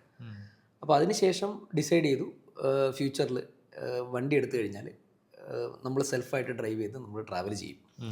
അത് അന്ന് ഡിസൈഡ് ചെയ്ത കാര്യമാണ്, എനിക്ക് ഭയങ്കര ഇഷ്ടപ്പെട്ട കാര്യമാണ്. ഈ ഓഫ് റോഡിലേക്ക് വരുന്നത് വളരെ യാദൃശ്ചികമായിട്ടാണ്. കാര്യം നമ്മുടെ ഒരു സുഹൃത്ത് നമ്മുടെ കേരളത്തിൽ ഉറുമ്പിക്കര എന്ന് പറയുന്നൊരു സ്ഥലമുണ്ട് ഇടുക്കിയിൽ, വളരെ മനോഹരമായ സ്ഥലമാണ്. അപ്പോൾ അവിടെ ഒരു ക്ലബ്ബുണ്ട്, ട്രിവാൻഡ്രത്തുള്ളൊരു ക്ലബ്ബാണ്. അവരൊരു ട്രിപ്പ് അങ്ങോട്ട് പോവാണ്, കൂടെ വരുന്നു എന്ന് ചോദിച്ചു. അപ്പം ഈ സ്ഥലം ഞാൻ ഗൂഗിളിൽ സെർച്ച് ചെയ്തപ്പോൾ വളരെ ബ്യൂട്ടിഫുള്ള സ്ഥലമാണ്. അപ്പോൾ ഞാൻ പറഞ്ഞു ഞാൻ വരാമെന്ന് പറഞ്ഞു. അങ്ങനെ അവൻ്റെ വണ്ടിയിൽ അവനോടൊപ്പം ആ യാത്രയ്ക്ക് പോവുകയും ആ യാത്രയിൽ നിന്നാണ് ഈ പറഞ്ഞ ജീപ്പ് അല്ലെങ്കിൽ ഓഫ് റോഡ് ഡ്രൈവ്, നമുക്ക് എത്താൻ പറ്റാത്ത നോർമൽ വാഹനത്തിൽ എത്താൻ പറ്റാത്ത സ്ഥലങ്ങളിൽ ഈ വാഹനത്തിൽ എത്താൻ പറ്റും എന്നൊക്കെ മനസ്സിലാക്കുന്നതും. അന്ന് കയറിയൊരു ഹരമാണ്, ഇനി എടുക്കുവാണെങ്കിൽ ഒരു 4 വീൽ ഡ്രൈവുള്ള ഓഫ് റോഡ് വണ്ടിയേ എടുക്കുകയുള്ളൂ, എനിക്ക് കാറ് വേണ്ട. അത് അന്ന് ഡിസൈഡ് ചെയ്ത. ഈവൻ മെഴ്സിഡസ് ബെൻസ് എനിക്ക് കൊണ്ടു തന്നാലും വേണ്ട, അത് അന്ന് ഡിസൈഡ് ചെയ്തത്. അപ്പോൾ അത് ആ യാത്രയാണ് എന്നെ ശരിക്കും ഓഫ് റോഡിലേക്ക് അട്രാക്ട് ചെയ്തത്. പിന്നെ ഞാൻ ആ ക്ലബിൻ്റെ ഭാഗമാകുന്നു. പിന്നെ ഫ്രീക്വൻ്റ് ആയിട്ട് ഓഫ് റോഡ് ഡ്രൈവ് പോകുന്നുണ്ടായിരുന്നു. പിന്നെ സമയം എന്ന് പറയുന്നത് ശരിക്കും ചില സമയങ്ങളിൽ എനിക്ക് കണ്ടെത്താൻ പറ്റാറില്ല, കാരണം ക്ലാസ്സിൻ്റെ ഈ ടൈറ്റ് ഷെഡ്യൂൾസ് വരുമ്പോൾ നമുക്ക് ടൈം കിട്ടത്തില്ല. നേരത്തെ പ്ലാൻ ചെയ്യും, ഒരു 6 മാസം മുമ്പേ ഇന്ന മന്ത് ലീവ് ആണെന്ന് നമ്മൾ ഷെഡ്യൂൾ ചെയ്യുന്ന ആൾക്കാരുടെ നമ്മൾ പറയും, ഈ മാസം ഇടരുത്, ഫുൾ ലീവ് ആണെന്ന് പറയും. അപ്പോൾ അങ്ങനെയാണ് ഇപ്പോൾ സമയം അടുപ്പിച്ച് അത്രയും സമയം കിട്ടുന്നത്. അപ്പോൾ കഴിഞ്ഞ മെയിലാണ് ഈ പറയുന്ന ഹിമാചൽ പ്രദേശിലേക്ക് പോയത്. ഒരു ടെസ്റ്റ് ചെയ്ത് നോക്കിയാണ്, കാരണം എൻ്റെ ഇളയ ആൾക്ക് അന്ന് 2 വയസ്സ് കഴിഞ്ഞിട്ടേ ഉള്ളൂ. അപ്പോൾ മൂത്ത ആൾക്ക് 7 വയസ്സ് കഴിഞ്ഞു, 8 വയസ്സ്.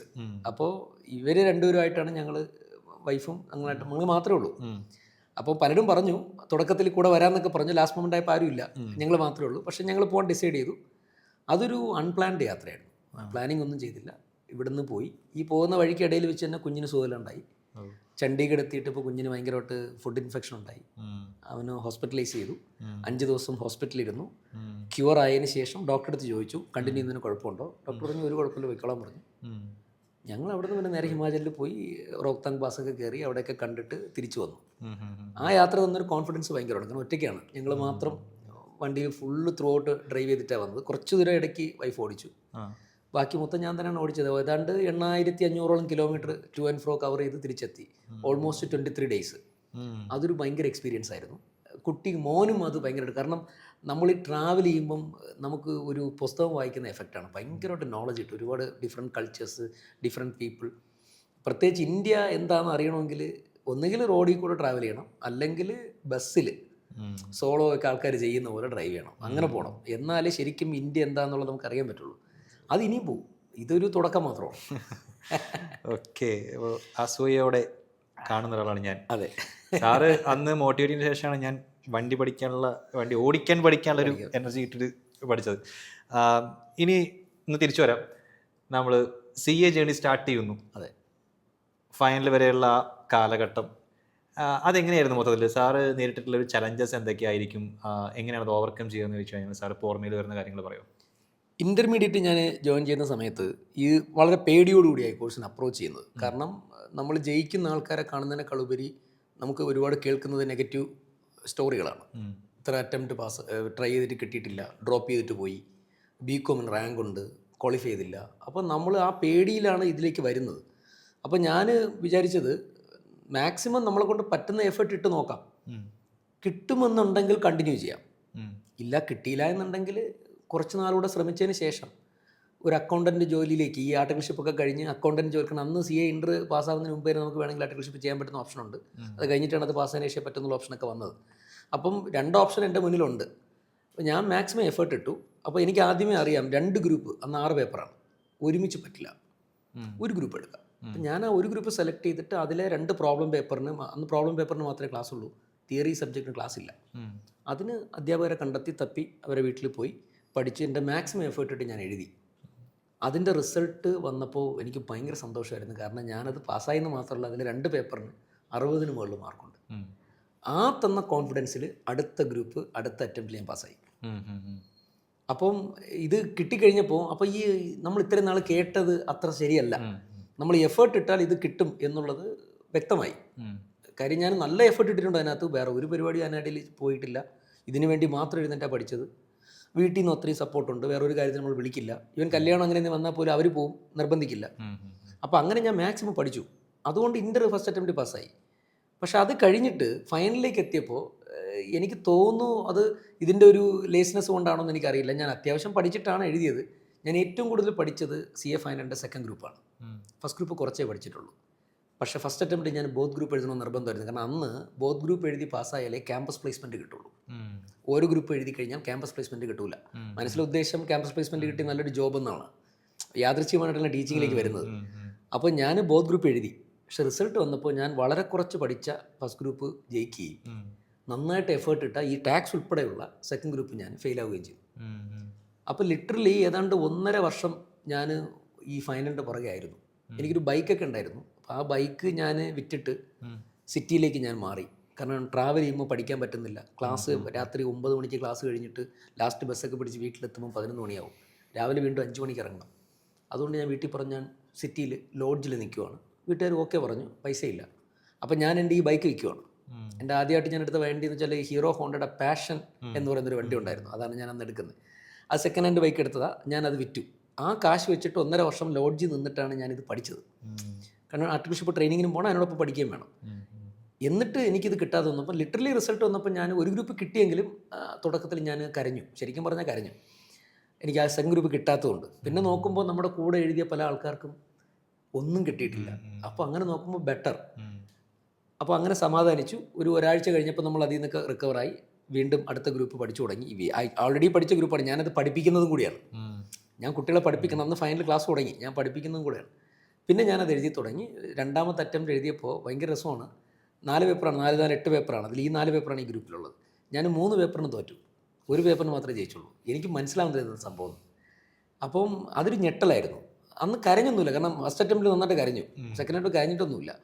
തേർഡ് അറ്റംപ്റ്റ് ഞാൻ എഴുതിയപ്പോൾ 2 പേപ്പർ പാസ്സായി, 2 പേപ്പർ തോറ്റു. എനിക്ക് മനസ്സിലാവുന്നില്ല ഇതെന്താ പ്രശ്നമെന്ന്. അപ്പോൾ പിന്നെ 4ാമത്തെ അറ്റംപ്റ്റൊക്കെ എഴുതാൻ പോകുമ്പോൾ പ്രതീക്ഷ എന്ന് പറയുന്ന സാധനം ഇല്ല.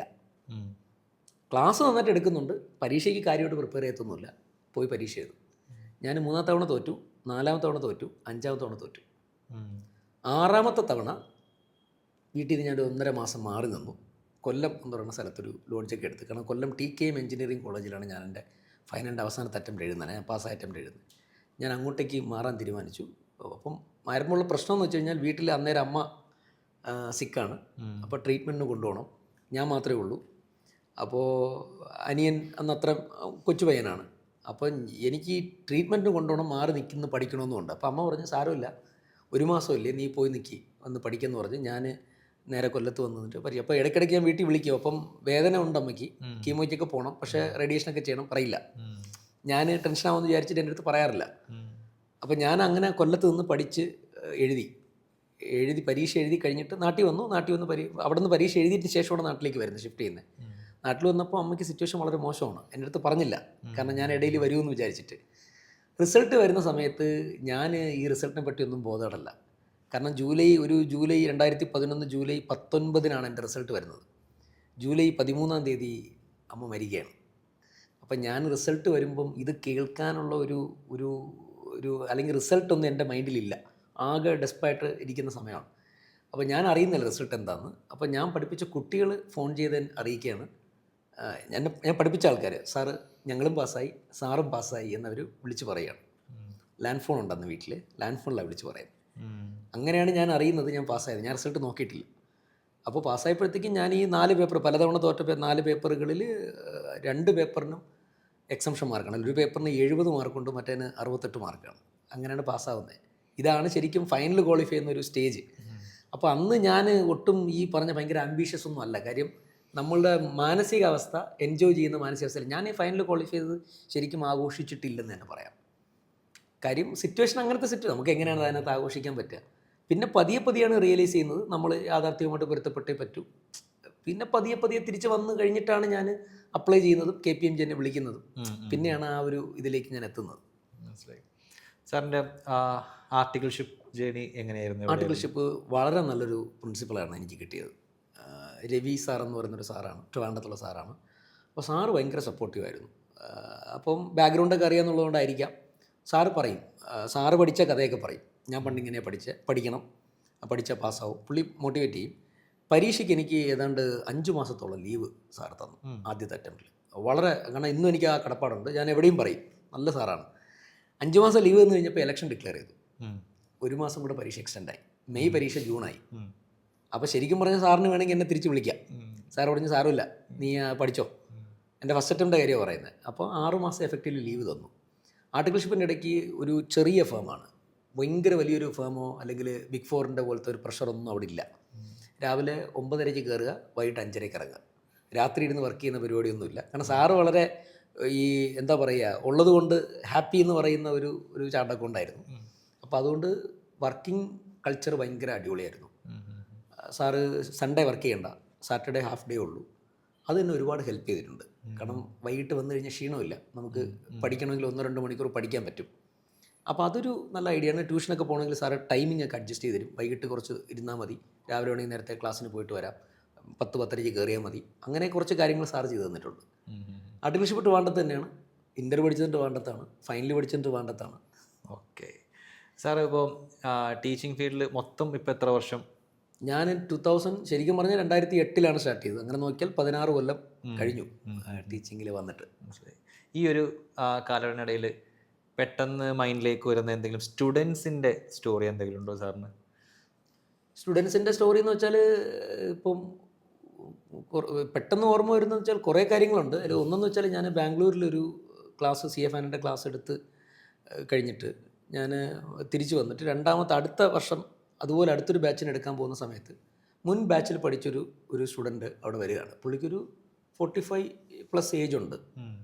പുള്ളി വർക്ക് ചെയ്യായിരുന്നു ഒരു കമ്പനിയിൽ. അവിടെ നിന്ന് ഇറങ്ങിയിട്ട് പുള്ളി ഈ പറഞ്ഞ CA പഠിക്കുന്നതായിരുന്നു. എനിക്കൊന്നും ഫാമിലിക്കകത്തൊക്കെ എന്തോ ഒത്തിരി പ്രശ്നങ്ങളുള്ള ഒരാളായിരുന്നു. അപ്പോൾ പുള്ളി, ഞാൻ ക്ലാസ് കഴിഞ്ഞ് വൈകിട്ട് 5:30 ഇറങ്ങുന്ന സമയത്ത് പുള്ളി ഓടി വന്ന് എന്നെ കെട്ടിപ്പിടിച്ചു. അപ്പം എനിക്ക് പെട്ടെന്ന് മനസ്സിലായില്ല എന്താ കാര്യം. പുള്ളി എനിക്ക് മനസ്സിലായി എന്താ കാര്യമെന്ന്. അപ്പോൾ അത് കഴിഞ്ഞപ്പോൾ പുള്ളി, അയാളുടെ കണ്ണൊക്കെ നിറഞ്ഞു, അയാൾ എൻ്റെ കാലിലൊക്കെ വീഴുന്നു, ഞാൻ കാലിലൊന്നും വീഴില്ലെന്നൊക്കെ പറയുന്നു. അപ്പോൾ പുള്ളി പറഞ്ഞു, sir you changed my life എന്നിങ്ങനെ പറഞ്ഞു. കാര്യം പുള്ളി ഒരുപാട് നാളായിട്ട് ഈ ഒരു ഗ്രൂപ്പ് പാസ്സാവാതിരിക്കുകയായിരുന്നു. ഈ പേപ്പറായിരുന്നു പുള്ളിയുടെ പ്രശ്നം. ഈ പേപ്പർ പാസ്സായതുകൊണ്ട് പുള്ളി ഗ്രൂപ്പ് ക്വാളിഫൈ ചെയ്തു, എൻ്റെ ഒരുപാട് പ്രശ്നങ്ങൾ സോൾവായി എന്നൊക്കെ പറഞ്ഞ് പിന്നെ പുള്ളി എന്നെ വിളിച്ചുകൊണ്ട് ഫുഡൊക്കെ മേടിച്ച് തന്ന്. അതൊരു ഭയങ്കര ടച്ചിങ് ആയിരുന്നു. കാരണം അങ്ങനെ ഒരു ആൾ വന്ന് പറയുമ്പോൾ, കാരണം ഇപ്പോൾ നോർമലി അങ്ങനെ പലരും അക്നോളജ് ചെയ്യാറില്ല, നമ്മളത് എക്സ്പെക്റ്റ് ചെയ്യുന്നില്ല. എക്സ്പെക്റ്റ് ചെയ്യാതെ പെട്ടെന്ന് വന്നിങ്ങനെ ചെയ്യുമ്പോൾ അത് ഭയങ്കര ഒരു ടച്ചിങ് ആയിരുന്നു. പിന്നെ 1-2 ഇൻസിഡൻസ് ഉണ്ടായത്, ഒരു കുട്ടിക്ക് ഞാൻ ഫൈനൽ ക്ലാസ് എടുക്കുന്ന സമയത്ത് ആ കുട്ടി വന്ന് പറഞ്ഞു, സാറേ എനിക്ക് ഫീസ് എന്തെങ്കിലും കുറച്ച് കുറവ് ചെയ്ത് തരാമോ എന്നിങ്ങനെ ചോദിച്ചു. ഞാൻ പറഞ്ഞു, അതിനെന്താ കുറവ് ചെയ്ത് തരാം. അപ്പോൾ എന്താ കാര്യം എന്ന് ചോദിച്ചാൽ പറഞ്ഞു, വീട്ടിൽ ബുദ്ധിമുട്ടാണ്, ഇത്രേ പറഞ്ഞുള്ളൂ, ഞാൻ പകുതി ഫീസ് അടച്ചാൽ മതി എന്ന് പറഞ്ഞു. ആ കുട്ടി പകുതി ഫീസ് അടച്ചിട്ട് ക്ലാസ് അറ്റൻഡ് ചെയ്തു. ആ കുട്ടി പോയി. പിന്നെ ഒരു 6-7 മാസം കഴിഞ്ഞിട്ട് ആ കുട്ടി തിരിച്ച് എന്നെ കാണാൻ വന്നിട്ട് ഞാൻ അന്ന് കൊടുത്ത ആ പകുതി റിഡക്ഷൻ ഫീസ് ആ കുട്ടി തരികയാണ്. ഞാൻ ചോദിച്ചു, എന്താ കാര്യം? അപ്പോൾ പറഞ്ഞു, അന്ന് എൻ്റെ അച്ഛൻ സർജറി ആയിട്ട് കിടക്കുകയായിരുന്നു, അതുകൊണ്ട് എനിക്ക് ബുദ്ധിമുട്ടായതുകൊണ്ട് ഞാൻ ചോദിച്ചത്. ഞാൻ പാസ്സായി, അച്ഛനും റെഡിയായി, ഇപ്പം എനിക്ക് കാശുണ്ട്, അച്ഛൻ തന്ന കാശാണ്. അപ്പം അച്ഛൻ പറഞ്ഞു അത് പൈസ കൊടുക്കണമെന്ന്, അതുകൊണ്ട് തന്നതാണെന്ന് പറഞ്ഞു. അപ്പോൾ ഞാൻ മാക്സിമം വേണ്ടാന്ന് പറഞ്ഞു, അത് നിർബന്ധിച്ച് തന്നിട്ട് പോയി. അപ്പം ചില സമയത്ത് നമ്മൾ ഒരിക്കലും അത് എക്സ്പെക്ട് ചെയ്യുന്നില്ല. കാര്യം പല കുട്ടികളും ഇത് ജെന്യൂനായിട്ട് പറയുന്നവരുണ്ടാവാം, അല്ലാത്തവരായിട്ട് പറയുന്നുണ്ട്. പക്ഷേ നമുക്ക് അങ്ങനെ ഒരു സിറ്റുവേഷനിൽ വന്നുകൊണ്ട് ഇങ്ങനെ ചോദിക്കുമ്പോൾ നമുക്ക് നോ എന്ന് പറയാൻ പറ്റില്ല. അതൊരു ഭയങ്കര ഒരു എക്സ്പീരിയൻസ് ആയിരുന്നു. പിന്നെ പല കുട്ടികളും റിസൾട്ട് വന്ന് കാണുമ്പോൾ അവരുടെ മുഖത്തുണ്ട് അവരെത്രത്തോളം സ്ട്രഗിൾ ചെയ്തിട്ടാണ് അത് പാസ്സായത്. അപ്പോൾ അത് പറയുമ്പോൾ നമുക്ക് കിട്ടുന്നൊരു സന്തോഷം ഭയങ്കരമാണ്. സാർ പാസ്സായി എന്ന് പറയുമ്പോൾ ഒരു സന്തോഷം ഭയങ്കരം. അങ്ങനെ കുറച്ച് എക്സ്പീരിയൻസുകൾ ഉണ്ടായിട്ടുണ്ട്. ഓക്കെ, മനസ്സിലായി.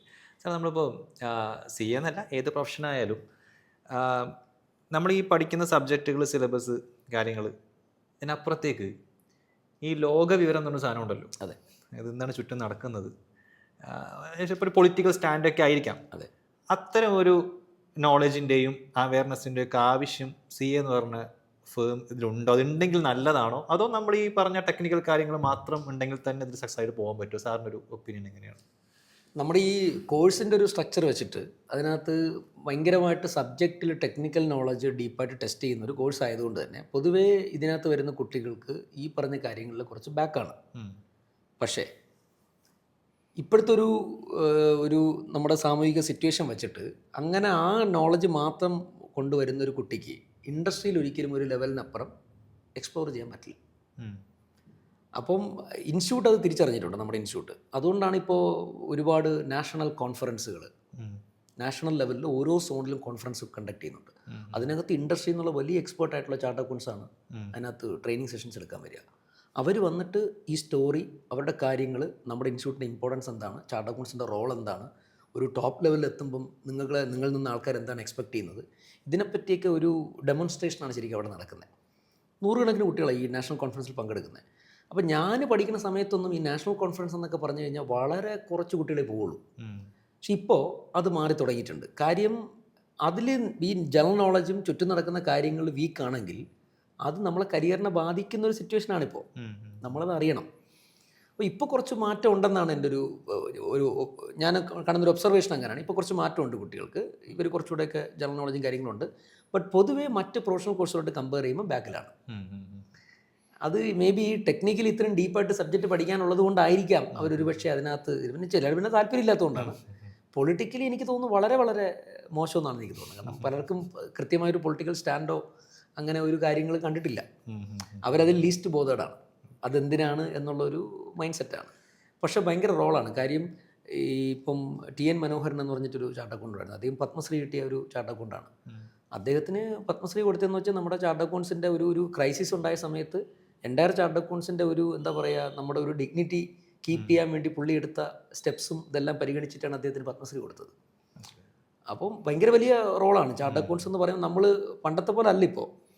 ഒരുപാട് നല്ല എന്താ പറയുക, ഈവൻ പൊളിറ്റിക്കൽ ഫിഗേഴ്സിനകത്ത് പോലും ഇപ്പം നേരത്തെ നമ്മുടെ റെയിൽവേ മിനിസ്റ്റർ ആയിരുന്ന സുരേഷ് പ്രഭു ചാർട്ടേഡ് അക്കൗണ്ടൻ്റാണ്. ഇപ്പോഴും നമ്മുടെ ഇതിനകത്ത് മന്ത്രിസഭയ്ക്കകത്ത് 1-2 ചാർട്ടേഡ് അക്കൗണ്ട്സ് ഉണ്ട് കേന്ദ്ര മന്ത്രിസഭയ്ക്കകത്ത്. അപ്പോൾ മാറി വരുന്നുണ്ട്. പണ്ട് കുറവാണ്. കുട്ടികൾ തീരെ ഇതിനകത്തില്ല. എനിക്കൊന്ന് പത്രം പോലും നേരെ വായിക്കില്ല. ഇപ്പം പിന്നെ പത്രം വായിക്കുക എന്ന് പറയുന്നതിനകത്ത് വലിയ കാര്യമില്ല. ഓൺലൈൻ ന്യൂസ് എങ്കിലും നോക്കിയാൽ മതി. കുട്ടികൾ കുറവാണ്. ഓക്കെ. ഇനി ആർട്ടിക്കിൾഷിപ്പിലേക്ക് കിടക്കാൻ ആഗ്രഹിക്കുന്ന ആൾക്കാരെ സംബന്ധിച്ച് ചോദിക്കുകയാണ്. ഇപ്പോൾ ബിഗ് ഫോർസിൽ ആർട്ടിക്കിൾഷിപ്പ് ചെയ്യണം എന്ന് ആഗ്രഹിക്കുന്ന കുട്ടികളുണ്ട്, സ്മോൾ ഫേംസിൽ ചെയ്യുന്ന ആൾക്കാരുണ്ട്. അപ്പം സാർ എങ്ങനെയാണ് അതിൻ്റെ ഡിഫറൻസ് കാണുന്നത്? സാർ ഏതാണ് പ്രിഫർ ചെയ്യുക എന്ന് ചോദിച്ചു കഴിഞ്ഞാൽ ഉത്തരം? എൻ്റെ ഒരു പേഴ്സണൽ ഒപ്പീനിയൻ വെച്ചാൽ ഈ ബിഗ് 4 എന്ന് പറയുന്നത്, ഇപ്പോൾ ബിഗ് 4 എന്ന് ഇപ്പോൾ ബിഗ് 5 ഉണ്ട്, ബിഗ് 6 ഒക്കെ ഉണ്ട്. നമ്മുടെ CA പ്രൊഫഷൻ്റെ പ്രാക്ടീസിൻ്റെ ക്വാളിറ്റി വൈസ് അതിൻ്റെ എലൈറ്റാണ് ശരിക്കും പറഞ്ഞാൽ ബിഗ് 4ലെ വർക്ക് കൾച്ചർ. മീൻസ് അവർ ചെയ്യുന്ന വർക്കിൻ്റെ ആ ഒരു ക്വാളിറ്റി, അവരുടെ ആ ഒരു വർക്ക് ചെയ്യുന്ന മെത്തഡോളജി, അവരൊരു വർക്കിനെ അപ്രോച്ച് ചെയ്യുന്ന രീതി ഭയങ്കര സിസ്റ്റമാറ്റിക്കാണ്. അപ്പം ആ ഒരു പ്രൊഫൈൽ എന്താണ് എന്ന് നിർബന്ധമായിട്ടും ഒരു CA സ്റ്റുഡൻറ്റ് ആർട്ടിക്കിൾഷിപ്പ് ചെയ്യുന്ന സമയത്തോ അല്ലെങ്കിൽ അറ്റ്ലീസ്റ്റ് ഫൈനൽ ക്വാളിഫൈ ചെയ്തതിനു ശേഷം ഒരു 1 ഇയറോ അല്ലെങ്കിൽ അറ്റ്ലീസ്റ്റ് 2 ഇയർ അവിടെ വർക്ക് ചെയ്യണമെന്നാണ് എൻ്റെ personal opinion. Not as a career. അവിടെ തന്നെ കരിയർ ചെയ്യണമെന്ന് ഞാൻ പറയില്ല. കാരണം അത് ഒരുപക്ഷെ അത്രയും പ്രഷറും കാര്യങ്ങളൊക്കെ അതിനകത്ത് ഒരുപാട് നെഗറ്റീവ്സ് പറയുന്നുണ്ട്. പോസിറ്റീവ്സ് ഉണ്ടെങ്കിലും നെഗറ്റീവ്സ്. കാരണം ലൈഫ്, ലോങ് ടേം ലൈഫ് അവിടെ ഭയങ്കര ബുദ്ധിമുട്ടാണ്. കാര്യം മുകളിലേക്ക് പോകും തോറും ഭയങ്കര പ്രഷറും കാര്യങ്ങളൊക്കെയാണ്. പക്ഷേ ആ ഒരു നിർബന്ധമായിട്ടും ഐദർ ആർട്ടിക്കിൾഷിപ്പ് അല്ലെങ്കിൽ ഫൈനൽ ക്വാളിഫൈ ചെയ്തിട്ട് ഒരു 1 ഇയർ അല്ലെങ്കിൽ 2 ഇയർ അവിടെ വർക്ക് ചെയ്യുന്നത് നമ്മുടെ ഔട്ട്ലുക്ക് ഭയങ്കരമായിട്ട് മാറ്റും. നമ്മൾ കാര്യങ്ങളെ സമീപിക്കുന്നത്, നമ്മുടെ വേ ഓഫ് തിങ്കിങ്, ഈവൻ നമ്മുടെ ലാംഗ്വേജ്, എന്തിനാണ് സിമ്പിളായിട്ട് പറഞ്ഞാൽ നമ്മുടെ ഡ്രസ്സിങ് പോലും അത് ഭയങ്കരമായിട്ട് ഇൻഫ്ലുവൻസ് ചെയ്യും. അതുകൊണ്ട് ഞാനതിന് പോസിറ്റീവാണ്. ഞാൻ കുട്ടികളോട് പറയാറുണ്ട്, നിങ്ങൾ intermediate first attempt both group പാസ്സായിട്ട് you should try in a big 4 as an articleship. ഒരു ആർട്ടിക്കിൾ ഇപ്പോൾ 2 ഇയേഴ്സ് അല്ലേ ആർട്ടിക്കിൾഷിപ്പ് ഉള്ളൂ. അപ്പോൾ അത് ആർട്ടിക്കിൾഷിപ്പ് മതി, അവിടെ ചെയ്താൽ മതി.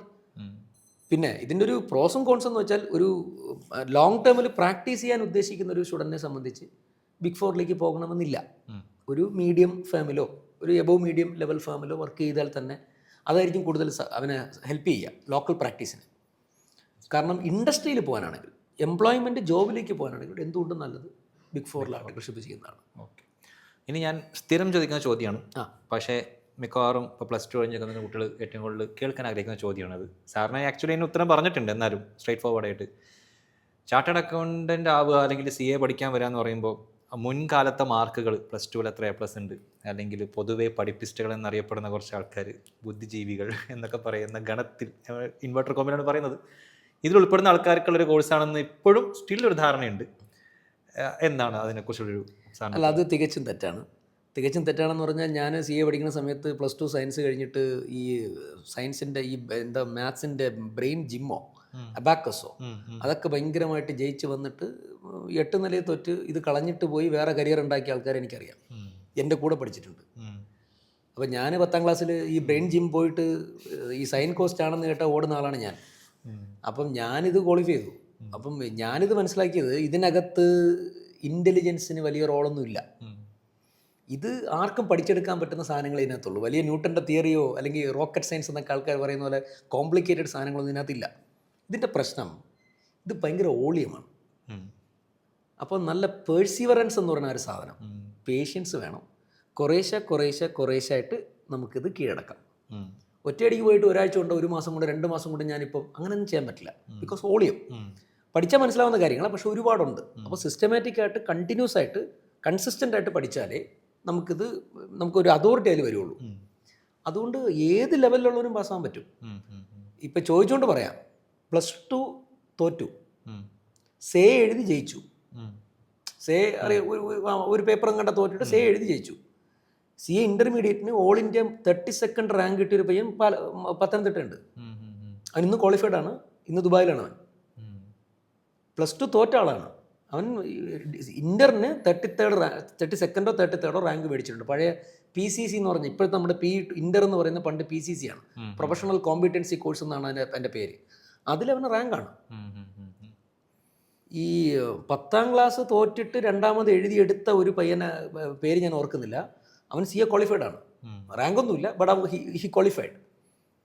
അതുകൊണ്ട് അതിലൊരു കാര്യമേ ഇല്ലെന്നാണ് ഞാൻ പറയുന്നത്. BSc കഴിഞ്ഞിട്ട് വന്ന് ഈ കഷ്ടപ്പെട്ട് ഈ അക്കൗണ്ട്സ് ഒക്കെ പഠിച്ചെടുത്ത് ക്വാളിഫൈ ചെയ്യുന്ന എത്ര ആൾക്കാരുണ്ട്.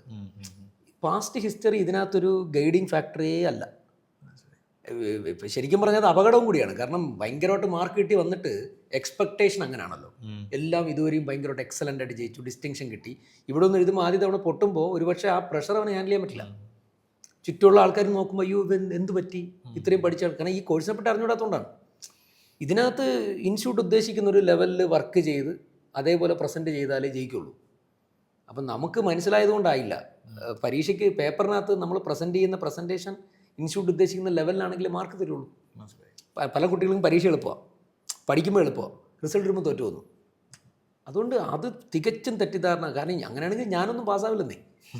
കാര്യം +1 +2 സയൻസിന് അഡ്മിഷൻ കിട്ടാതെ കൊമേഴ്സ് എടുത്ത് ഇരുന്ന ആളാണ് ഞാൻ.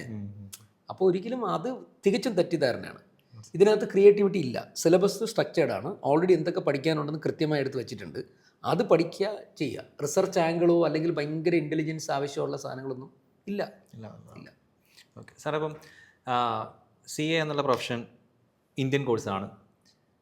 പക്ഷേ ഞാൻ കേട്ടിട്ടുണ്ട് ഇന്ത്യൻ CA ക്രാക്ക് ചെയ്യുന്ന ഒരാൾക്ക് ലോകത്ത് എവിടെ പോയി കഴിഞ്ഞാലും അവിടത്തേക്ക് CA പ്രൊഫഷൻസിൽ ഈസി ആയിട്ട് ചെല്ലാൻ പറ്റും എന്നുള്ളത്.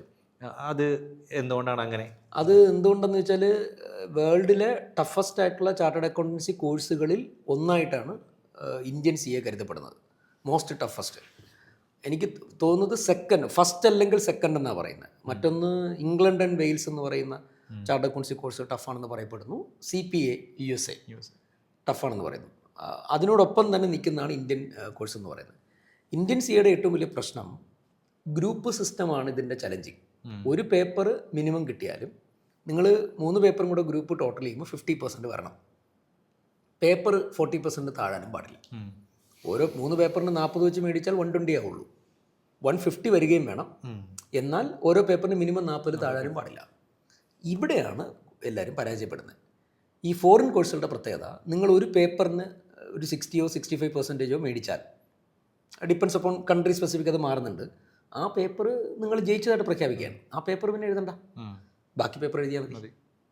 ഇവിടെ അപ്പം ഈ ഗ്രൂപ്പ് സിസ്റ്റം വരുമ്പോൾ എന്താ പ്രശ്നം? സ്റ്റുഡൻറ്റ് ഒരു പേപ്പറിൽ ഓക്കെ ആയിരിക്കും, മറ്റേ പേപ്പറിൽ അവൻ ഓക്കെ അല്ലെങ്കിൽ എങ്ങാനും 40 താഴെ പോയാൽ അവൻ വീണ്ടും ഈ 3 പേപ്പർ എഴുതുവാണ്. ഇവിടുത്തെ ഒരു ചലഞ്ച് അതാണ്. അതുകൊണ്ടായിരിക്കാം ഇത്രയും ടഫ് എന്ന് പറയുന്നത്. 2 പുറത്തുള്ള പല കൺട്രിയിലെ ഫോറിൻ കോഴ്സുകളുമായി അപേക്ഷിച്ച് ഇന്ത്യയിലെ CAയുടെ സിലബസ് വലുതാണ്. അപ്പോൾ ഇത് പഠിച്ചെടുക്കുന്ന ഒരാൾക്ക് ഇതിനപ്പുറത്തേക്കൊരു പ്രഷർ വരാനില്ല എന്നുള്ളതാണ് സത്യം. ഇത് പഠിച്ച് പാസ്സാവുന്ന ഒരുത്തിന് ഉറപ്പായിട്ടും വേറൊരു ഫോറിൻ കോഴ്സ് കിട്ടണം. ഫോറിൻ കോഴ്സുകളുടെ ഇന്ത്യൻ പെർസ്പെക്റ്റീവ് നോക്കുമ്പോൾ ചിലവ് കൂടുതലാണെന്നേ ഉള്ളൂ. ടഫ്നെസ് നോക്കുമ്പോൾ CAയുടെ കോഴ്സിൻ്റെ അതിൻ്റെ തൊട്ട് താഴെ വരെ എത്തത്തേ ഉള്ളൂ. ഒരിക്കലും ഇതിനേക്കാളും ടഫുള്ളൊരു കോഴ്സ് ഉണ്ടെന്ന് എനിക്ക് തോന്നുന്നില്ല. CFA ഉണ്ടെന്ന് പറയപ്പെടുന്നുണ്ട്. എസ്പെഷ്യലി മാത്തമാറ്റിക്സിൻ്റെ ആപ്ലിക്കേഷനെ കുറിച്ച് കൂടുതൽ വരുന്നതാണ് ഈ സർട്ടിഫൈഡ് ഫൈനാൻഷ്യൽ അനലിസ്റ്റ് എന്ന് പറയുന്നത്. ബട്ട് സ്റ്റിൽ പൊതുവേ എല്ലാവരും പറയുന്നത് CA ആണ് ഏറ്റവും ടഫസ്റ്റ് എന്നാണ്. അപ്പോൾ ഇത് കഴിഞ്ഞാൽ തരുന്ന കോൺഫിഡൻസ് ഭയങ്കരമാണ്.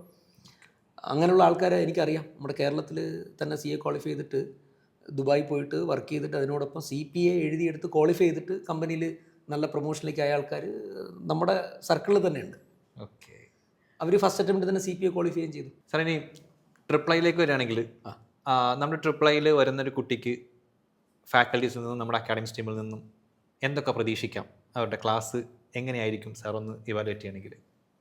ഇത് വളരെ സിമ്പിളായിട്ട് പറഞ്ഞു കഴിഞ്ഞാൽ നമ്മുടെ ക്ലാസ് അറ്റൻഡ് ചെയ്ത് നമ്മളിവിടെ തരുന്ന വർക്ക് ബുക്ക്, ക്ലാസ്സിൽ സോൾവ് ചെയ്യുന്ന പ്രോബ്ലം, ഇത് മാത്രം ചെയ്യുന്നതിന് പാസ്സാവാൻ പറ്റും.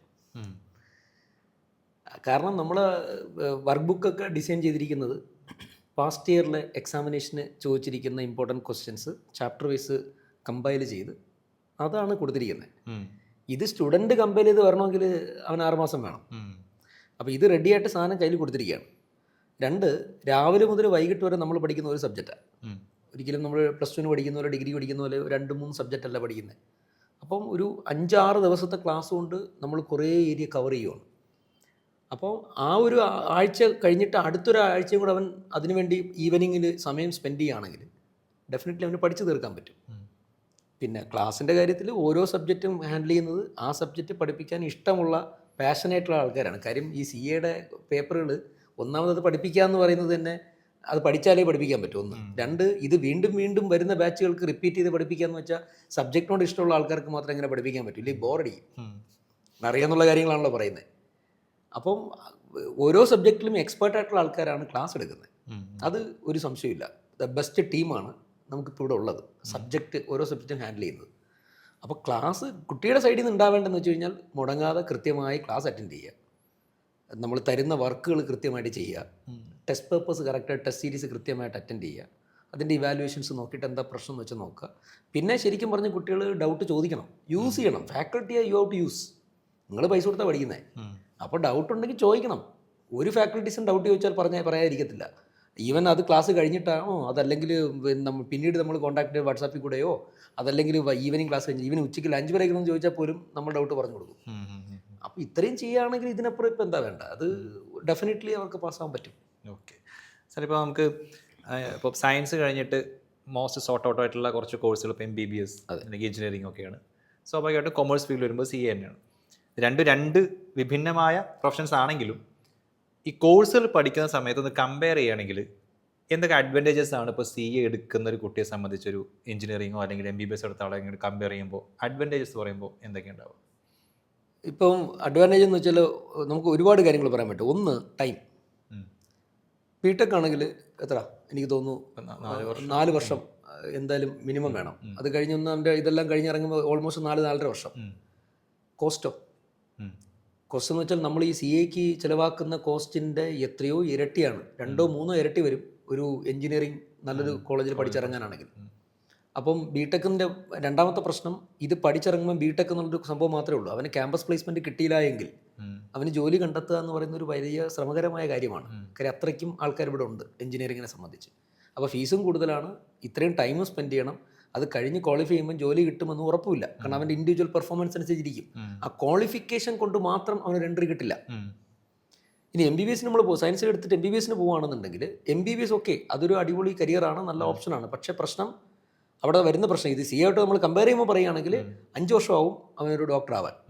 ഡോക്ടറായാൽ മാത്രം പോരാ, അത് കഴിഞ്ഞ് MD അല്ലെങ്കിൽ പോസ്റ്റ് ഗ്രാജുവേഷൻ ചെയ്യാനായിട്ട് അതിൻ്റെ എൻട്രൻസ് കോച്ചിങ്ങിന് വേണം 1-1.5 വർഷം. അത്രയും പഠിച്ചിട്ട് എൻട്രൻസിൻ്റെ കിട്ടിയില്ലെങ്കിൽ വീണ്ടും റിപ്പീറ്റ് ചെയ്യണം. ഈ സമയത്തെല്ലാം അവർ മേ ബി വർക്ക് ചെയ്യുന്നുണ്ടാവും, അതിനോടൊപ്പം പഠിക്കുന്നുണ്ടാവും. ഇനി അത് കിട്ടി MDയും കഴിഞ്ഞ്, MD പഠിക്കാൻ നല്ല പൈസ ചിലവുണ്ട്, സ്കോളർഷിപ്പോടുകൂടി കിട്ടിയില്ലെങ്കിൽ നല്ല കാശ് കയ്യിന്നാവും. MBBS കഴിയുമ്പോൾ തന്നെ നമുക്കറിയാം സർക്കാരാണെങ്കിലേ ഉള്ളൂ ഫീസ്. ആ ഫീസ്, സർക്കാരിൻ്റെ ഫീസ് പോലും CAയുടെ കോഴ്സിനേക്കാളും ഫീസ് കൂടുതലാണ്. അപ്പോൾ ഇത് കഴിഞ്ഞിട്ട് MD കഴിഞ്ഞിട്ടും അവൻ റിക്കഗ്നൈസ് ചെയ്യുന്നൊരു ഡോക്ടർ എപ്പോഴാവുന്നത് കണ്ടിട്ടുണ്ടോ? എവിടെയെങ്കിലും 25-26 വയസ്സുള്ള ഡോക്ടർ എടുത്ത് ഭയങ്കര തിരക്കായിട്ട് പോകണം കണ്ടിട്ടുണ്ടോ? ഇല്ല. അവരവരുടെ കരിയർ സെറ്റ് ചെയ്ത് വരുമ്പോഴത്തേക്ക് ഒരു 35-36 വയസ്സാവും. അത് കഴിഞ്ഞിട്ടാണ് അവർ സ്റ്റാർട്ട് ചെയ്യുന്നത്. ഒബ്വിയസ്ലി അവർ ഏൺ ചെയ്ത് തുടങ്ങുന്ന ആ സമയത്താണ്. പക്ഷെ നമ്മുടെ ഈ കോഴ്സിനകത്ത് പോസ്റ്റ് ക്വാളിഫിക്കേഷൻ കോഴ്സുകളുണ്ട്. ഷേഴ്സിന് അറിയാമോ? ചാർട്ടേഡ് അക്കൗണ്ട്സിന് ഒരുപാട് പോസ്റ്റ് ക്വാളിഫിക്കേഷൻ കോഴ്സ് ഉണ്ട്. ICA ഓഫർ ചെയ്യുന്നുണ്ട്. 7 പോസ്റ്റ് ക്വാളിഫിക്കേഷൻ കോഴ്സ് ഉണ്ട്. പക്ഷേ എന്തുകൊണ്ട് അതിനകത്ത് ആൾക്കാർ പോകുന്ന ആൾക്കാരുടെ എണ്ണം കുറവാണ്? ആവശ്യമില്ല. CA ക്വാളിഫിക്കേഷൻ കൈ കിട്ടുമ്പോൾ തന്നെ ആൾക്കാർ കാരണം ഒന്നാമത് ഇത്രയും പഠിച്ചു കഴിഞ്ഞ് ഒന്ന് ക്വാളിഫൈ ചെയ്ത് ക്ഷീണം തീർന്ന് നിൽക്കുക, ഇനി ഒന്നുകൂടെ പഠിക്കാൻ, ഇതാണ് കുറച്ച് പേരുടെ ആറ്റിറ്റ്യൂഡ്. ഇവരപ്പം തന്നെ ജോലിക്ക് കയറുകയാണ്. കാരണം നമുക്ക് ഈ ക്വാളിഫിക്കേഷൻ വെച്ചിട്ട് എൻട്രി കിട്ടുമെന്നുള്ളതാണ്. ഇൻഡിവിജ്വൽ ക്യാപ്പബിലിറ്റി സെക്കൻഡറിയാണ്. ഇപ്പോൾ ക്വാളിഫിക്കേഷൻ വെച്ച് ജോലി കിട്ടുന്ന ഒരുത്തന് മിനിമം 6 ലക്ഷം രൂപ പറയുന്ന സ്ഥാനത്ത് ഇൻഡിവിജ്വൽ ക്യാപ്പബിലിറ്റി ഉള്ളവൻ ഒരുപക്ഷെ അതേ സെയിം ക്വാളിഫിക്കേഷൻ വെച്ചിട്ട് അവൻ കയറുന്നത് 12 ലക്ഷം രൂപയ്ക്കായിരിക്കും. അപ്പോഴും മറ്റവൻ 6 ലക്ഷം രൂപയ്ക്ക് ജോലി ഉണ്ട്, അല്ലെങ്കിൽ 7 ലക്ഷം രൂപയ്ക്ക് ജോലിയുണ്ട്. ജോലി ഇല്ലാത്ത അവസ്ഥയില്ല ഇല്ല. അപ്പം പിന്നെ ഓപ്ഷൻസ് ഒരുപാടാണ്. ഇവിടെ നിൽക്കണോ, എബ്രോഡ് പോകണോ, അല്ല ഇൻഡിപെൻഡൻ്റ്, എനിക്ക് കുറച്ച് ഫ്രീ ആയിട്ട് നിൽക്കണം, എനിക്ക് വേറൊരാൾ കൺട്രോൾ ചെയ്യുന്ന ഇഷ്ടമല്ല, എനിക്ക് പ്രാക്ടീസ് ചെയ്യണം, ഒരുപാട് ഓപ്ഷൻസ് ഉണ്ട്. ഇപ്പോൾ ശരിക്കും പറഞ്ഞാൽ ഒരു ട്രെൻഡ് നമ്മുടെ ഡൽഹി ബോംബെയിൽ കാണുന്ന ട്രെൻഡ് എന്ന് വെച്ചാൽ CA ക്വാളിഫൈ ചെയ്യുന്ന കുട്ടികൾ CA പ്രാക്ടീസ് ചെയ്യുന്നില്ല. അവർ CA ക്വാളിഫൈ ചെയ്തിട്ട് നേരെ പോയിട്ട് ലോ ചെയ്യുവാണ്, LLB ചെയ്യുവാണ്. LLB ചെയ്തിട്ട് ടാക്സിൻ്റെയും കമ്പനി ലോയുടെയും GSTയുടെയും വിഷയങ്ങളിൽ മാത്രം ഫോക്കസ് ചെയ്തിട്ട് ഹൈക്കോർട്ടിൽ പ്രാക്ടീസ് ചെയ്യുന്ന വക്കീലാവുകയാണ്. അതൊരു ഭയങ്കര ലുക്രേറ്റീവ് ആയിട്ടുള്ള പ്രൊഫഷനാണ്. നമ്മൾ വിചാരിക്കുന്നത് സ്പെഷ്യലൈസേഷനാണ്, ഭയങ്കര പേയ്മെൻ്റാണ്. ഈവൻ ബാംഗ്ലൂരിൽ പ്രാക്ടീസ് ചെയ്യുന്ന ചാർട്ടേഡ് അക്കൗണ്ടൻസ് പോലും അവരുടെ ട്രഡീഷണൽ പ്രാക്ടീസ് നിർത്തിയിട്ട് ലോ ചെയ്തിട്ട് അവർ അഡ്വക്കേറ്റായിട്ട് പോവാണ്. കാര്യം നമുക്ക് സബ്ജക്റ്റിൽ നമുക്കുള്ള പോലത്തെ ഒരു ഡീപ്പ് നോളജ് ഒരിക്കലും ഒരു അഡ്വക്കേറ്റ് ഉണ്ടെന്ന് അവകാശപ്പെടാൻ പറ്റില്ല. ഒബ്വിയസ്ലി കുറച്ച് പ്രാക്ടീസ് ചെയ്യുന്ന അഡ്വക്കേറ്റ്സ് ഉണ്ടാവാം, ജനറലി ഇല്ല. നമുക്ക് ബിസിനസ് നോളജ് ഉണ്ട്, സബ്ജക്ട് നോളജ് ഉണ്ട്. നമുക്കില്ലാത്തത് ലോയും ആ ഒരു ലിറ്റിഗേഷൻ സ്കില്ലാണ് ഇല്ലാത്തത്. ആ സ്കില്ലൂടെ കിട്ടിക്കഴിഞ്ഞാൽ ഇതൊരു ഡെഡ്ലി കോംബോ ആണ്. നമ്മുടെ ഈ റിലേറ്റഡ് പേപ്പർ, കാരണം ടാക്സിലൊക്കെ ഓരോ വർഷം എത്ര കേസാണ് ഉണ്ടാകുന്നത്. ഇവൻ നമുക്ക് ഫേമസ് ആയിട്ടുള്ള ഹരീഷ് സാൽവെ എന്ന് പറയുന്ന വക്കീൽ പോലും അദ്ദേഹം ചാർട്ടേഡ് അക്കൗണ്ടൻ്റ് ആണ്, കമ്പനി സെക്രട്ടറിയാണ്. അത് കഴിഞ്ഞ് LLB ചെയ്തിട്ട് അദ്ദേഹം ലോയിൽ ഫ്ലറിഷ് ചെയ്തൊരു ഗ്ലാഡിയേറ്ററാണ്. അപ്പോൾ ശരിക്കും നമ്മുടെ ഇങ്ങനെ ഒരുപാട് ഓപ്ഷൻസ് ഉണ്ട്. പിന്നെ ചിലർ എൻ്റർപ്രണേഴ്സ് ആവുന്ന ആൾക്കാരുണ്ട്, പുറത്തേക്ക് പോകുന്ന ആൾക്കാർ ഒരുപാടുണ്ട്. ഇപ്പോൾ അതൊരു ട്രെൻഡിങ് ആണല്ലോ. ക്വാളിഫൈ ചെയ്തിട്ട് നമ്മുടെ ഈ ക്വാളിഫിക്കേഷൻ വെച്ച് പുറത്ത് പോയി കഴിഞ്ഞാൽ പല രാജ്യങ്ങളിലും 1-2 പേപ്പറുകൾ എഴുതി കഴിഞ്ഞാൽ അവിടുത്തെ ഇക്വലൻ്റ് CA ക്വാളിഫിക്കേഷൻ കിട്ടുവാണ്. സോ ഭയങ്കര ഒരുപാട് ഓപ്ഷൻസ് ഉള്ള ഒരു ക്വാളിഫിക്കേഷനാണ് നമ്മുടേത്.